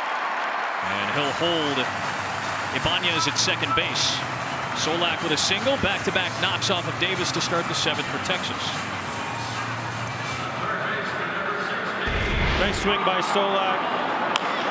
Gets it out over the plate. I thought that the should have went first to third right there. See how Michael A. Taylor's backing up to catch that. Ibanez, if he doesn't hesitate right away, he goes. He makes it third easily because Michael A. Taylor's going to throw this ball to second base to keep the double play in order. But because of that slight hesitation by Ibanez, he's only at second. And instead of an easier opportunity for Brock Holt to try to drive a run in, he now has to get a hit to try to drive in Ibanez.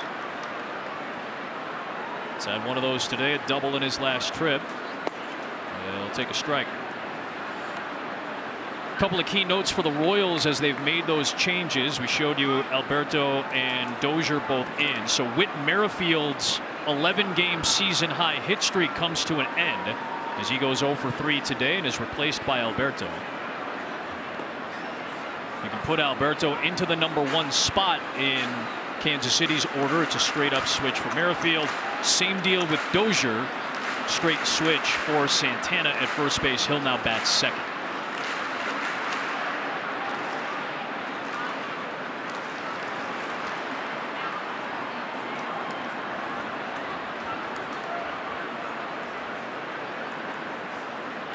Calling a strike on Holt, and he'll take a fastball at the knees.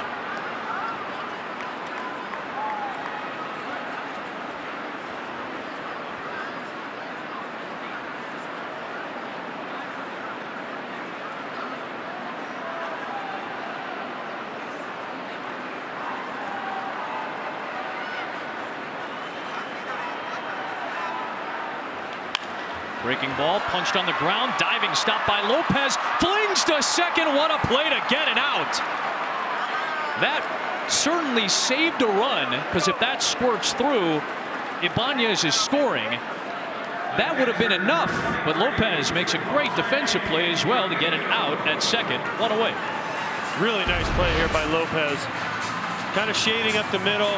Oh, tries to hit that 5-6 hole, but watch the range and watch the throw from one knee. Perfect to Alberto. When you're the trail runner like Solak, all you want to do is get there, because that's a base hit for your guy Holt. Instead, you're thrown out by a foot. But really nice play by Lopez. That's why he's out there. His defense has been really above average for the Royals all year. Yep. Got to do it against his fellow Naperville native there. Got Solak out. Trevino pops up the first offering out of play foul.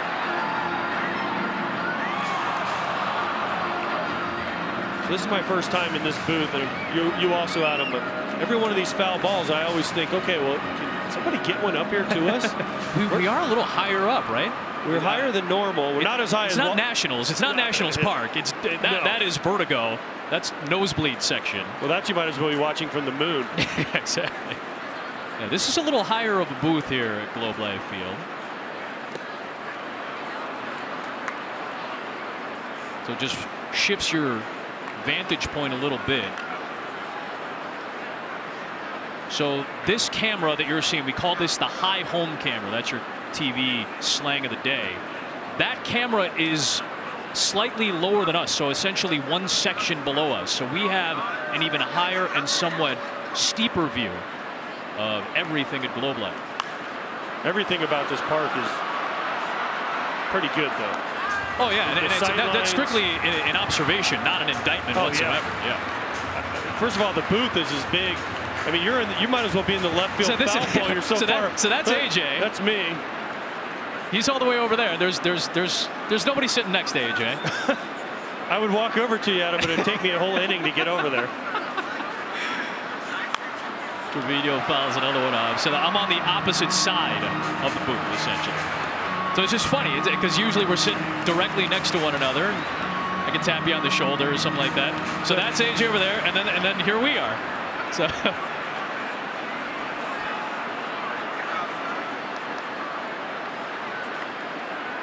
Dave Raymond, Tom Greaves, CJ Nikowski, you got a lot of space up here, boys, when you're doing the games at Globe Life. They said CJ asked to be all the way over here because he likes to be by himself in the corner, so that's why I'm in CJ's seat all the way over here. And we could put like 22 more announcers. We could have a 5-man booth if we wanted to. Put anybody up here you want to.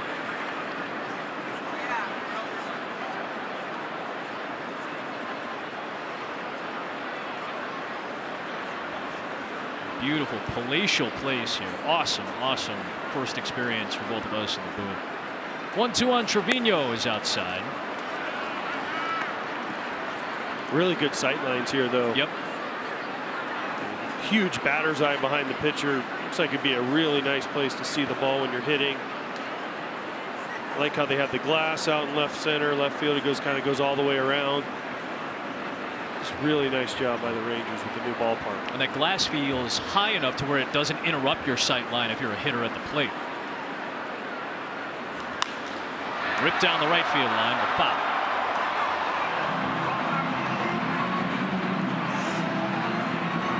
If you're standing at the plate, like, there's just very little to obstruct your view. Even though there's so much happening at this ballpark, it feels like there's a lot less to obstruct anything in terms of what you're seeing when a pitcher comes home.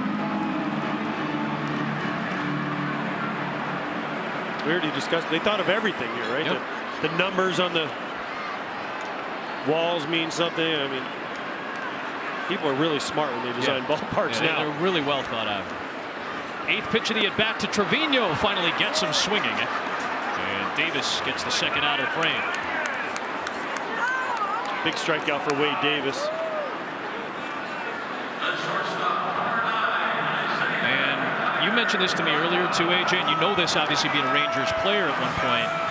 Listen, the Rangers haven't been great as of late. We know that obviously since the World Series runs and a couple of playoff appearances, it hasn't really been as bright in terms of year to year success. That being said, it feels like every time you do a game, whether it was at Globe Life Park or now Globe Life Field, fans come out no matter what. 31,612 today at Globe Life.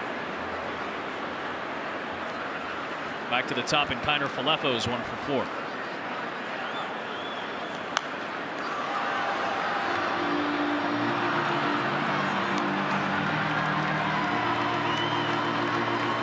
Now I know one thing that you have to bring over from across the street.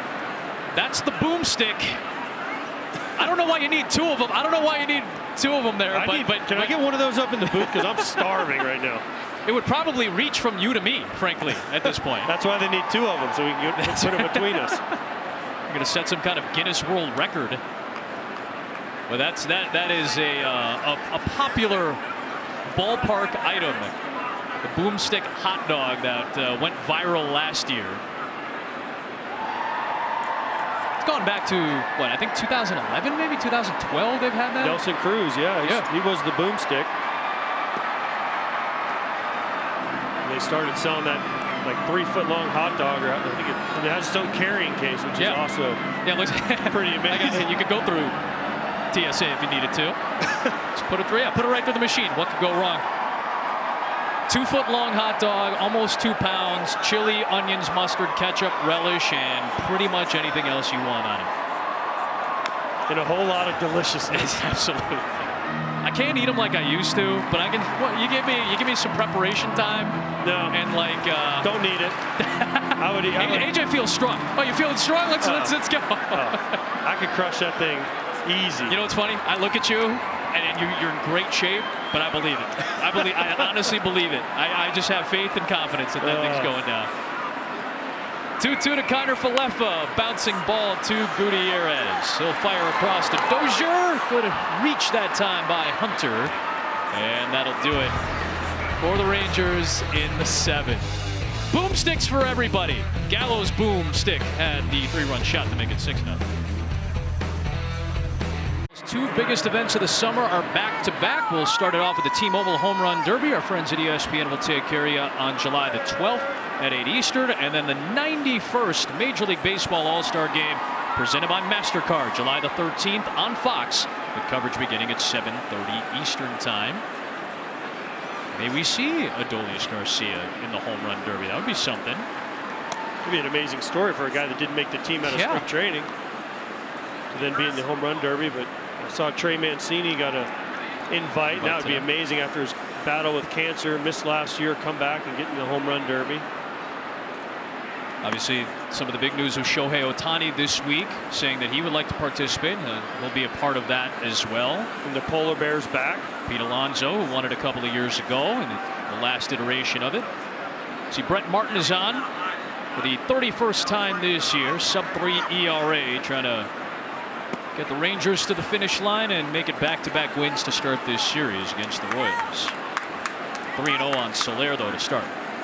Martin's had a couple nice years in a row. Under a 3 ERA last year and under a 3 again this year. So one of the most effective relievers that Chris Woodward has down there in the Rangers bullpen. There have been 2 Rangers bullpen victories in the month of June. He's got both of them, including earlier this week against the Athletics.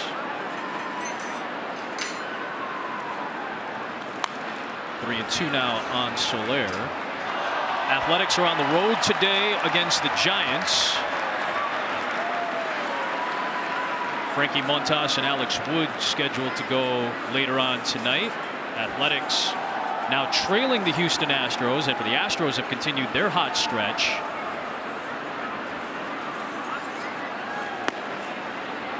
And Soler will work the walk. Have you ever seen anybody that wants to walk less than Jorge Soler? He just looks disappointed. He's like, man, I wanted a home run out of that. But he is aboard to start off this 8th inning. The Astros' 11-game win streak was snapped in Game 1 of a doubleheader. Excellent job by Casey Mize, who finally delivered the first Framber Valdez loss of the season. So the Tigers took Game 1, and they have the lead in Game 2 in the 3rd inning of a 7-inning contest. As I mentioned, Athletics are on the road in San Francisco tonight, trying to gain ground on Houston. If the playoffs were to start today with the records intact from the beginning of the day, Boston and Oakland would be the 2 wildcard teams. Remember, last year was an expanded playoff. It's back down to what we remember in 2019 now this year. So it'll be that 1 American League wildcard game, the 1 National League wildcard game. Those 2 teams will battle for the 4th playoff spot, and then the division winners. So, I mean, right now, it is slim pickings for playoff spots. Right now, if you're a guy named Aaron Boone, the New York Yankees, I didn't hear you mention those guys on that list. Right now, they're on the outside looking in as Martin gets the strikeout of Dyson. With all their hype for the Yankees, everyone expected them. They were a heavy World Series, at least to get their favorites. When they Garrett Cole a full season and some of the other pieces they brought in, but on the outside looking in it's a bitter pill for the Yankees, and they get the Red Sox tonight again. Yep. Royals got a win against Garrett Cole earlier this week when they took on the Yankees, dropped to a 3, but got the win in the opener against Cole in that series. We're approaching the top of the hour. It's almost 6 o'clock local time, 7 on the East Coast. For those of you tuning in for Moto America Superbike, it'll be here on FS1 as soon as we're done with Rangers and Royals right now in the 8th.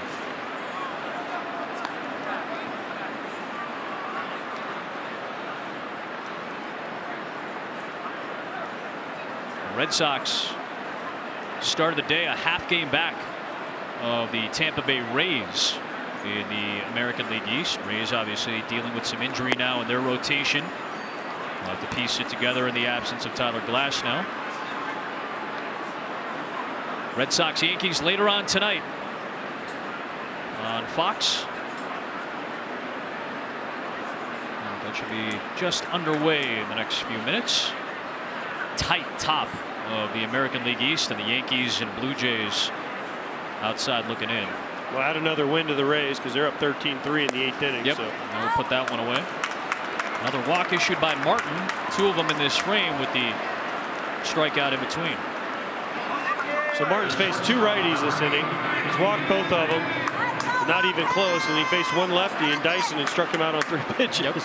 And now he gets another lefty here in Lopez. So see if the pattern continues.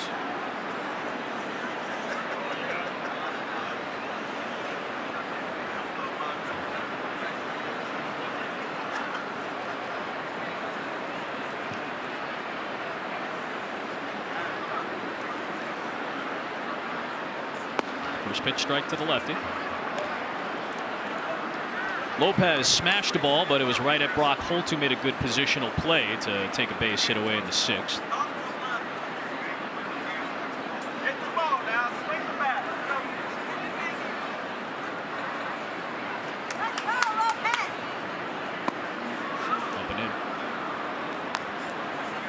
Lopez used to wear a different number. He used to wear the number 1, but when Jarrod Dyson came back to the Royals, that was his number.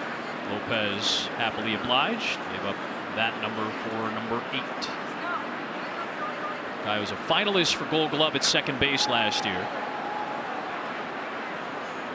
Cesar Hernandez for the Indians won it, but Lopez, as we've discussed, his plus defense. And he's shown a little bit of that off today as well. Former Creighton Blue Jay.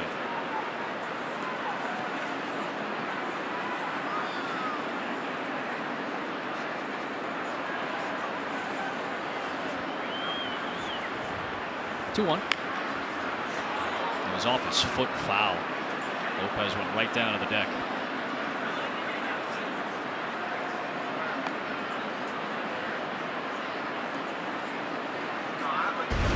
Not what you want to do. Sinker in. Ooh. Right off the top of the ankle, shin. Just it literally takes your shin, takes your breath away. I mean, it just crumbles you into a heap because the pain just hits you so fast, and you're like, I did that to myself.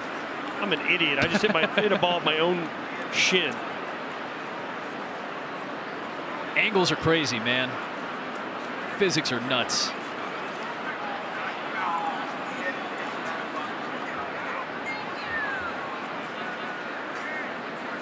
Two-two.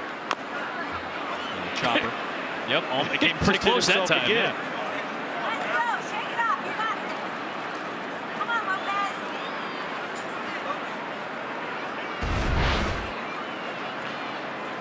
Not only did he foul the one off the shin, he gets himself in the left tricep. A little ricochet that time. Beating himself up. It's like was it liar, liar? What are you doing in here? Beating myself up. Just trying to prevent himself from saying another lie. If you haven't seen the plot, and sorry for the spoiler alerts of a quarter-century-old movie, but you see Jim Carrey's a liar. And what happened?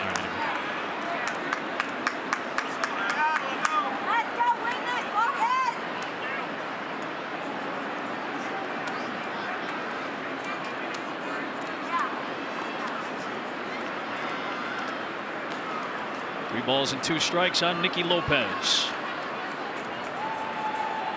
2 on, 1 out in the 8th.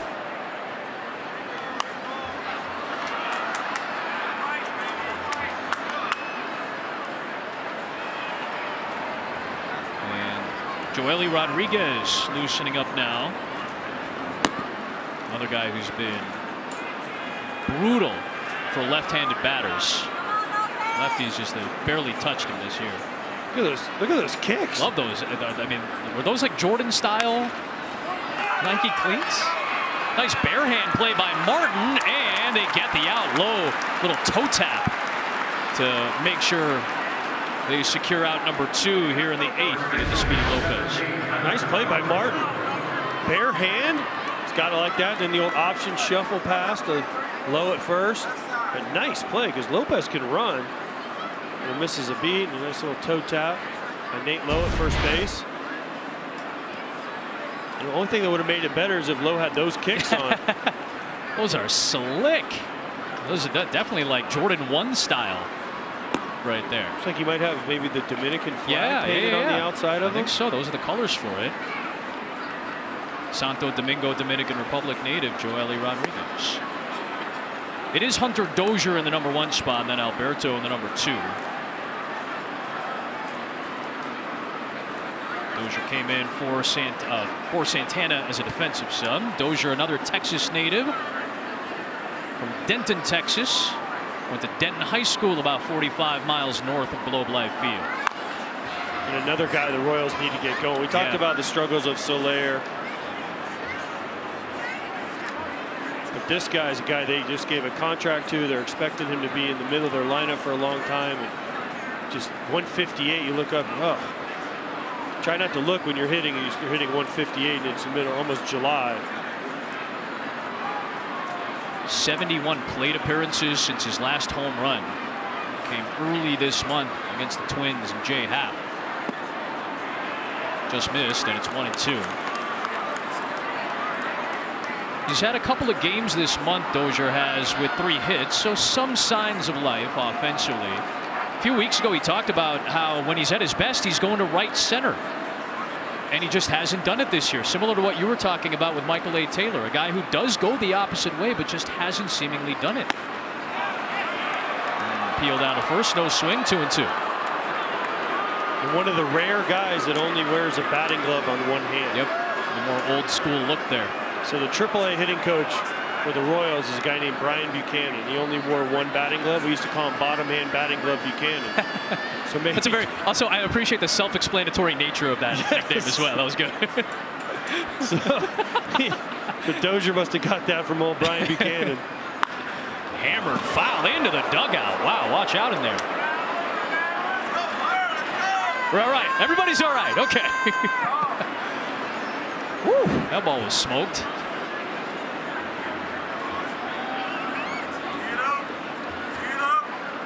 Just a little out in front. So he wasn't trying to go to right field with that. No, that was a pull shot all the way. 100+ mile an hour rocket into his own dugout. 2 on, 2 out, 2 balls, 2 strikes to Dozier, and the count runs full.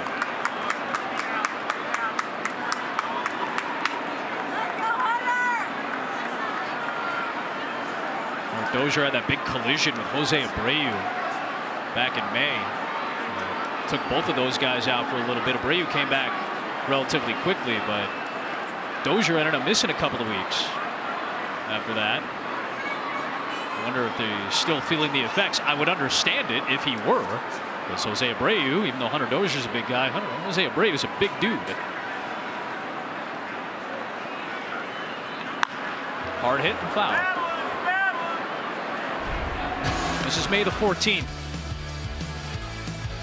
Just a little pop-up and innocent play and just a big collision between those two. And Dozier got the worst of it.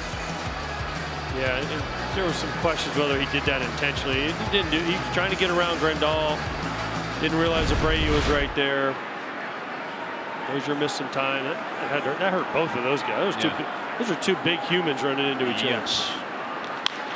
Dozier to center field, ranging back Garcia, but playable. And that'll do it for the Royals in the top of the 8th inning. All Rangers at Globe Life Field, 6-0 bottom 8.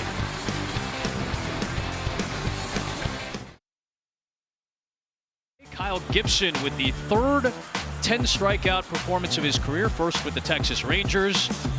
It was 3-0 after the second inning when Trevino and Garcia drove in 3 combined, and then Joey Gallo with a bomb off Irvin Santana, one of the 5 Royals pitchers used. That home run came in the 4th. It's been all Rangers since. Game summary brought to you by Cheese Sargento. There's Nate Lowe leading things off in the Rangers' 8th inning. 3 walks and a strikeout today for Lowe. Nice series start for him. Garcia and Gallo to follow. Puts it the other way to left for Dyson. Backpedaling towards the track for out number 1. Moto America Superbike, if you're tuning in for that, that's over on FS2 and it's streaming on the Fox Sports app. As soon as we're done, 5 outs away from the conclusion of this one, we'll send you to it. To the fans who've stuck around, and there are plenty of them, they get another Adolis Garcia at bat. He's had a good day at the plate. RBI, run scored, 2 for 3 with a walk.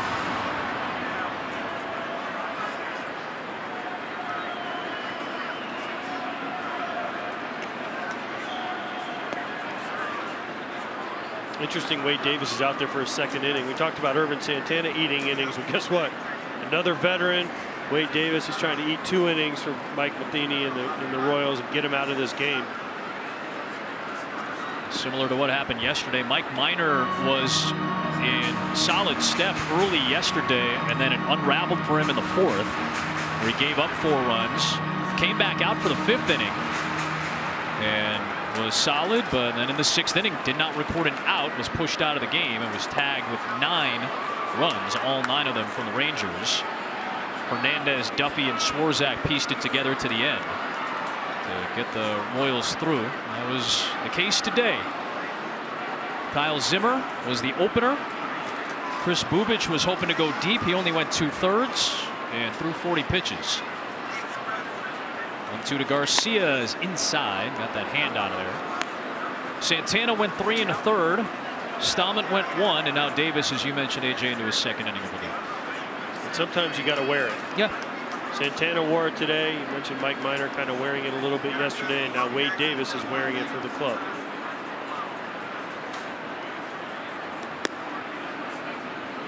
Three and 2 on Garcia.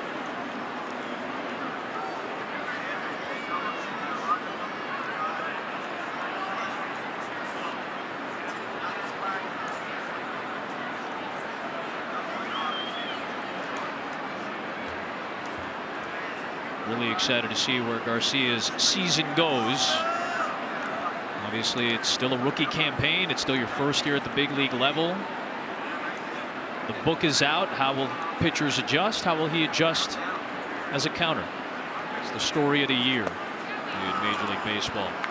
He holds up and he walks again, his second walk of the day.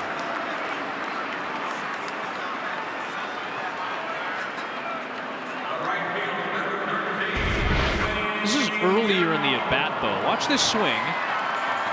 It's a big hack.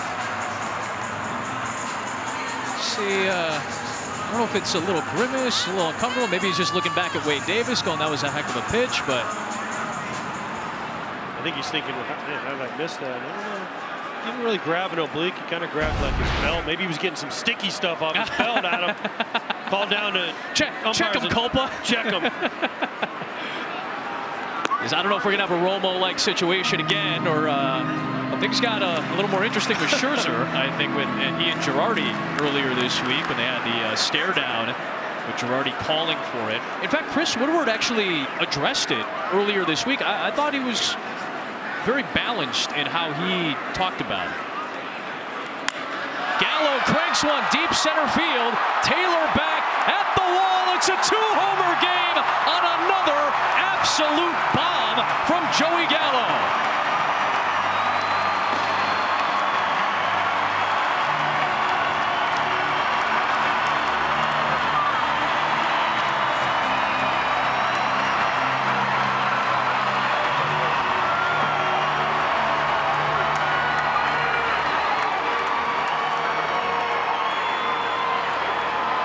Almost 900 feet of homers today for Joey Gallo on 2 absolute shots. That is the 10th 2-home run game of Gallo's career. The king of the 3 true outcomes, Adam. Yes, sir. 2 homers, 2 walks, and a strikeout today. That's all he does. Exactly. If you want to see Joey Gallo, it's going to be a home run, a walker, a strikeout. Eli White sends one and drops it. His first hit of the series after an 0-for-9 start in the set. Back to the home run. Another bomb. Breaking ball right down the middle, and Gallo knows it right away. The only question was, how far will it fly? Just picture perfect. And he puts it up there in the batter's eye we discussed earlier.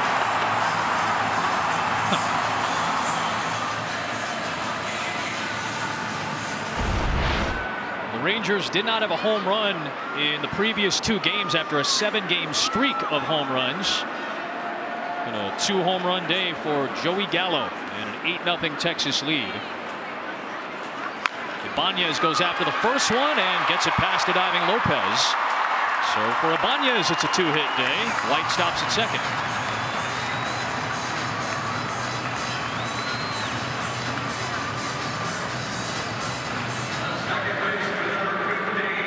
Well, Joey Gallo is now making a case for the hat, I think. I would have easily said Kyle Gibson would be the would get the next pass of the hat, and he's won it before with some of his great performances this year. Nate Lowe was yesterday's winner of it with his first career triple. Like the look on Garcia's face going, I'm going to get that hat. Not today, he's not. I mean, I understand Joey Gallo's hit plenty of home runs, but Gibson with the 10 punches. I'm still with you on Gibson. I think I'm with you on Gibson. Plus a hitter got it yesterday, right? What did Chris Woodward say? They like to pass it around and give different people. You know, if a hitter wins it, I want to give it to a pitcher the next day. So I think Kyle Gibson's going to get that hat today. I want to see the photo, though. Keep an eye on that Rangers Twitter account.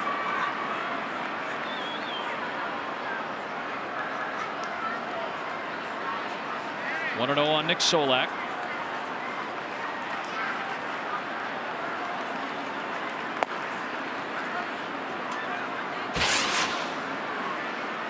I like the kind of intensity there. That's like a modeling picture, right? Like you see in a magazine where he's like, you're staring off into the distance, pointing at something that's not there. Got a little bit of a McConaughey Lincoln car commercial. It was just very contemplative and intense for some reason.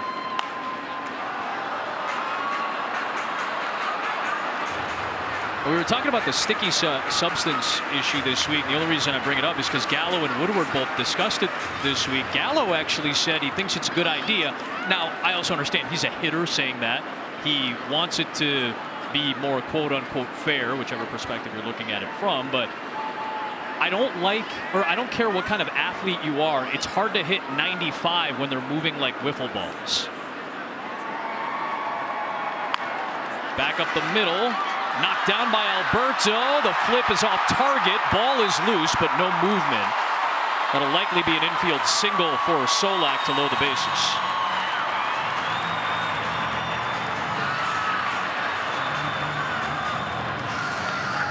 That would have been a really tough but good play had Alberto made it. Feels like that's one he will tell you he probably should have made. Yeah, kind of clanks off the heel of his glove. Tough play. He's kind of peeking at second base, thinking, how am I going to get this ball to Nicky Lopez? That situation, you see the frustration on his face also, because even though they gave that a hit, it's a nice hit at home. But he was kind of peeking at Nicky Lopez, thinking, all right, but in that situation, you just got to get one out, Adam. Just catch the ball, get one out. Don't try to be a hero, get one out. Try to get your team off the field. And now Brock Holt will come to the play with the bases loaded. Already an 8-0 game. White, Ibanez, and Solak all aboard. 0-1.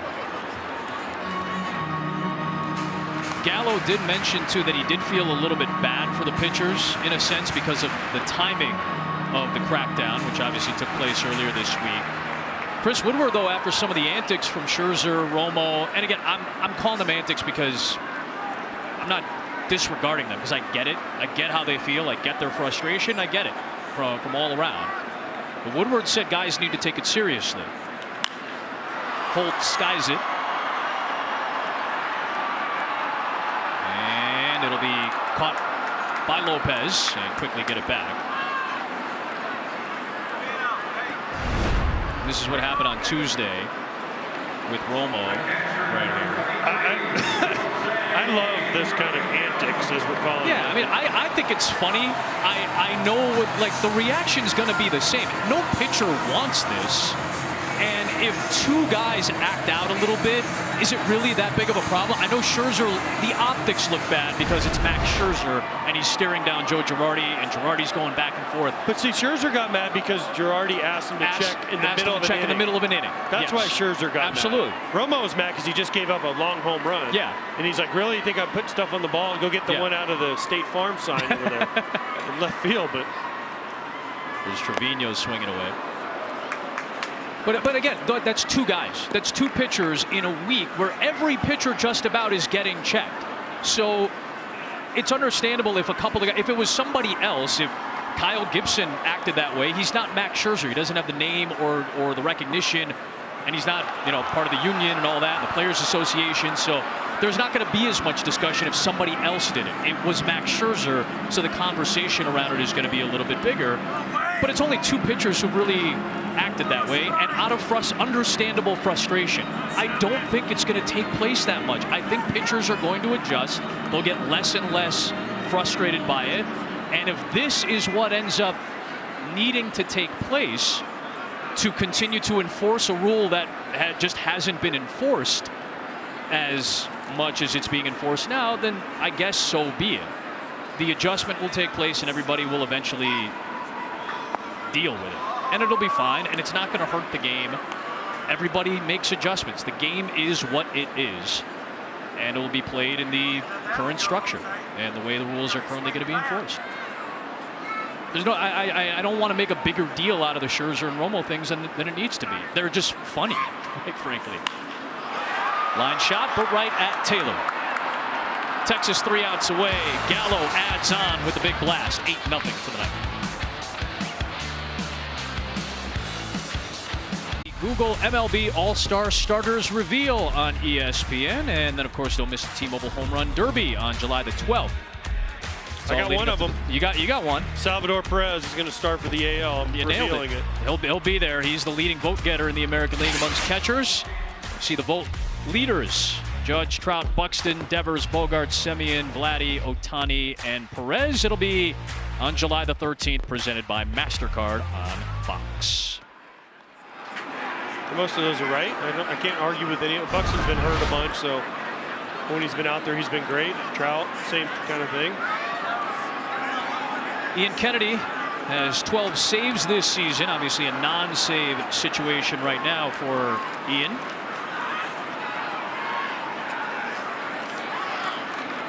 Nice year for Ian Kennedy. Bounce back year. He struggled with the Royals last year a little bit, but came over to Texas and did a nice job as their closer. Walks are up a little bit as of late. This is a guy who started his season without allowing a walk to the first 50 batters he faced. He has had a rock-solid year. Kennedy was dealing with some illness earlier this week. Couldn't pitch on Wednesday because of that. He is back at it on this Saturday. Some good stuff from Ian Kennedy as well. Yesterday, he and his wife Allison host military families on Friday nights. Did that last night. Good stuff in the community for Ian Kennedy. 36 years of age, comes home, and it's 1-2 on Alberto. Hunter Alberto, who made the start at third base yesterday, former Texas Ranger. So he came up with Texas.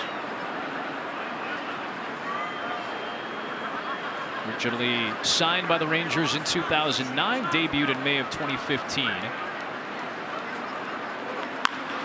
Hard hit ball and a base hit. He stroked the hot bat since middle of May, and he comes through with a base knock in his first at bat today to start the night.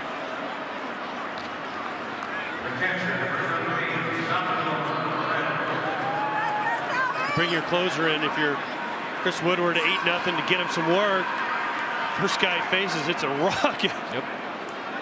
To left center field for a single. You just want him to get through this inning cleanly, not give up. So you don't want to have him give up a run. You just want him to have a nice clean inning so he can be ready for tomorrow, not do too many pitches in case they have a save situation tomorrow. Yep. You get a leadoff single, now you're thinking, oh boy. You don't also want to take him out in the middle of an inning because he's your closer. So hoping for a nice easy double play. Candidate at the plate in Perez. Hacking away, 0-1. Salvi swinging.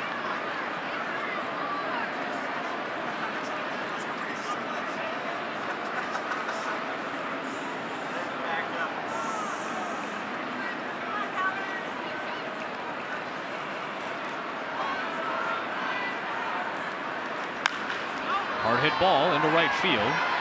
Gallo's there. He just has enough room for out number 1.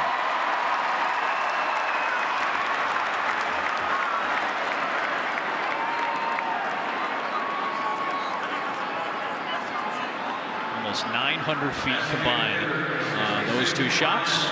So he hit the first one harder and higher, and that gains you 6 feet, I guess. Huh? So the 4 miles an hour plus 2 degrees launch angle equals 6 feet. They got under it 2 degrees lower to add that 6 feet to it. See how good I am at math? You're connecting dots like nobody's business here, buddy.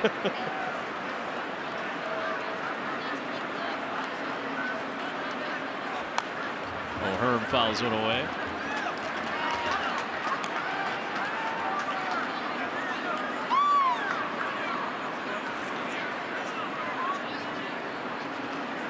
consistency for Ryan O'Hearn. If he can find it, he'll stay at the big league level.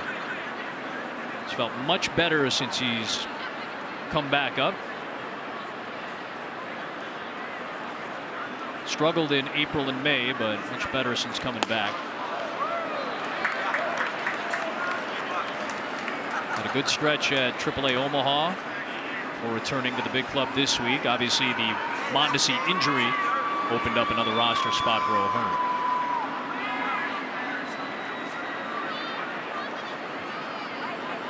Got a home run earlier this week off of Michael King. Got a hit off of Roldis Chapman earlier this week as well. So some signs for O'Hearn, but 2 down. Ian Kennedy gets the strikeout. And 1 out away from making it a series win for the Rangers. Kennedy just reached back and threw it right by O'Hearn right there. 96.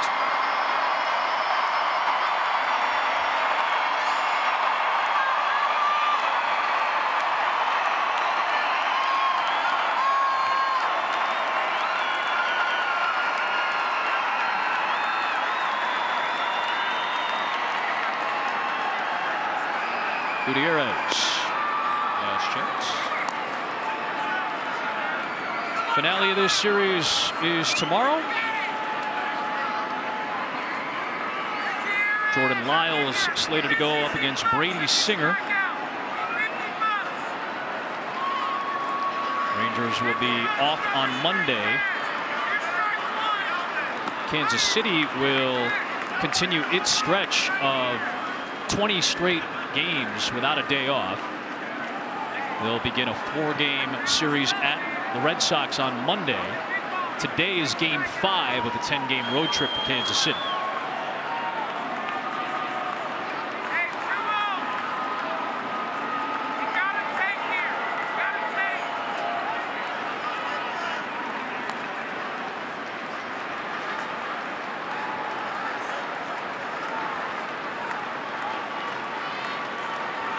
Moto America Superbike is coming up next over on Fox, depending on where you're at. Yankees, Red Sox, or Cubs, Dodgers.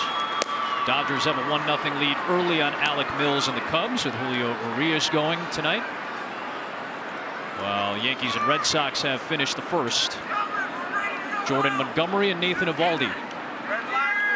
2-0 Dodgers. Oh, 2-0 now Dodgers. Yep, just flipped over.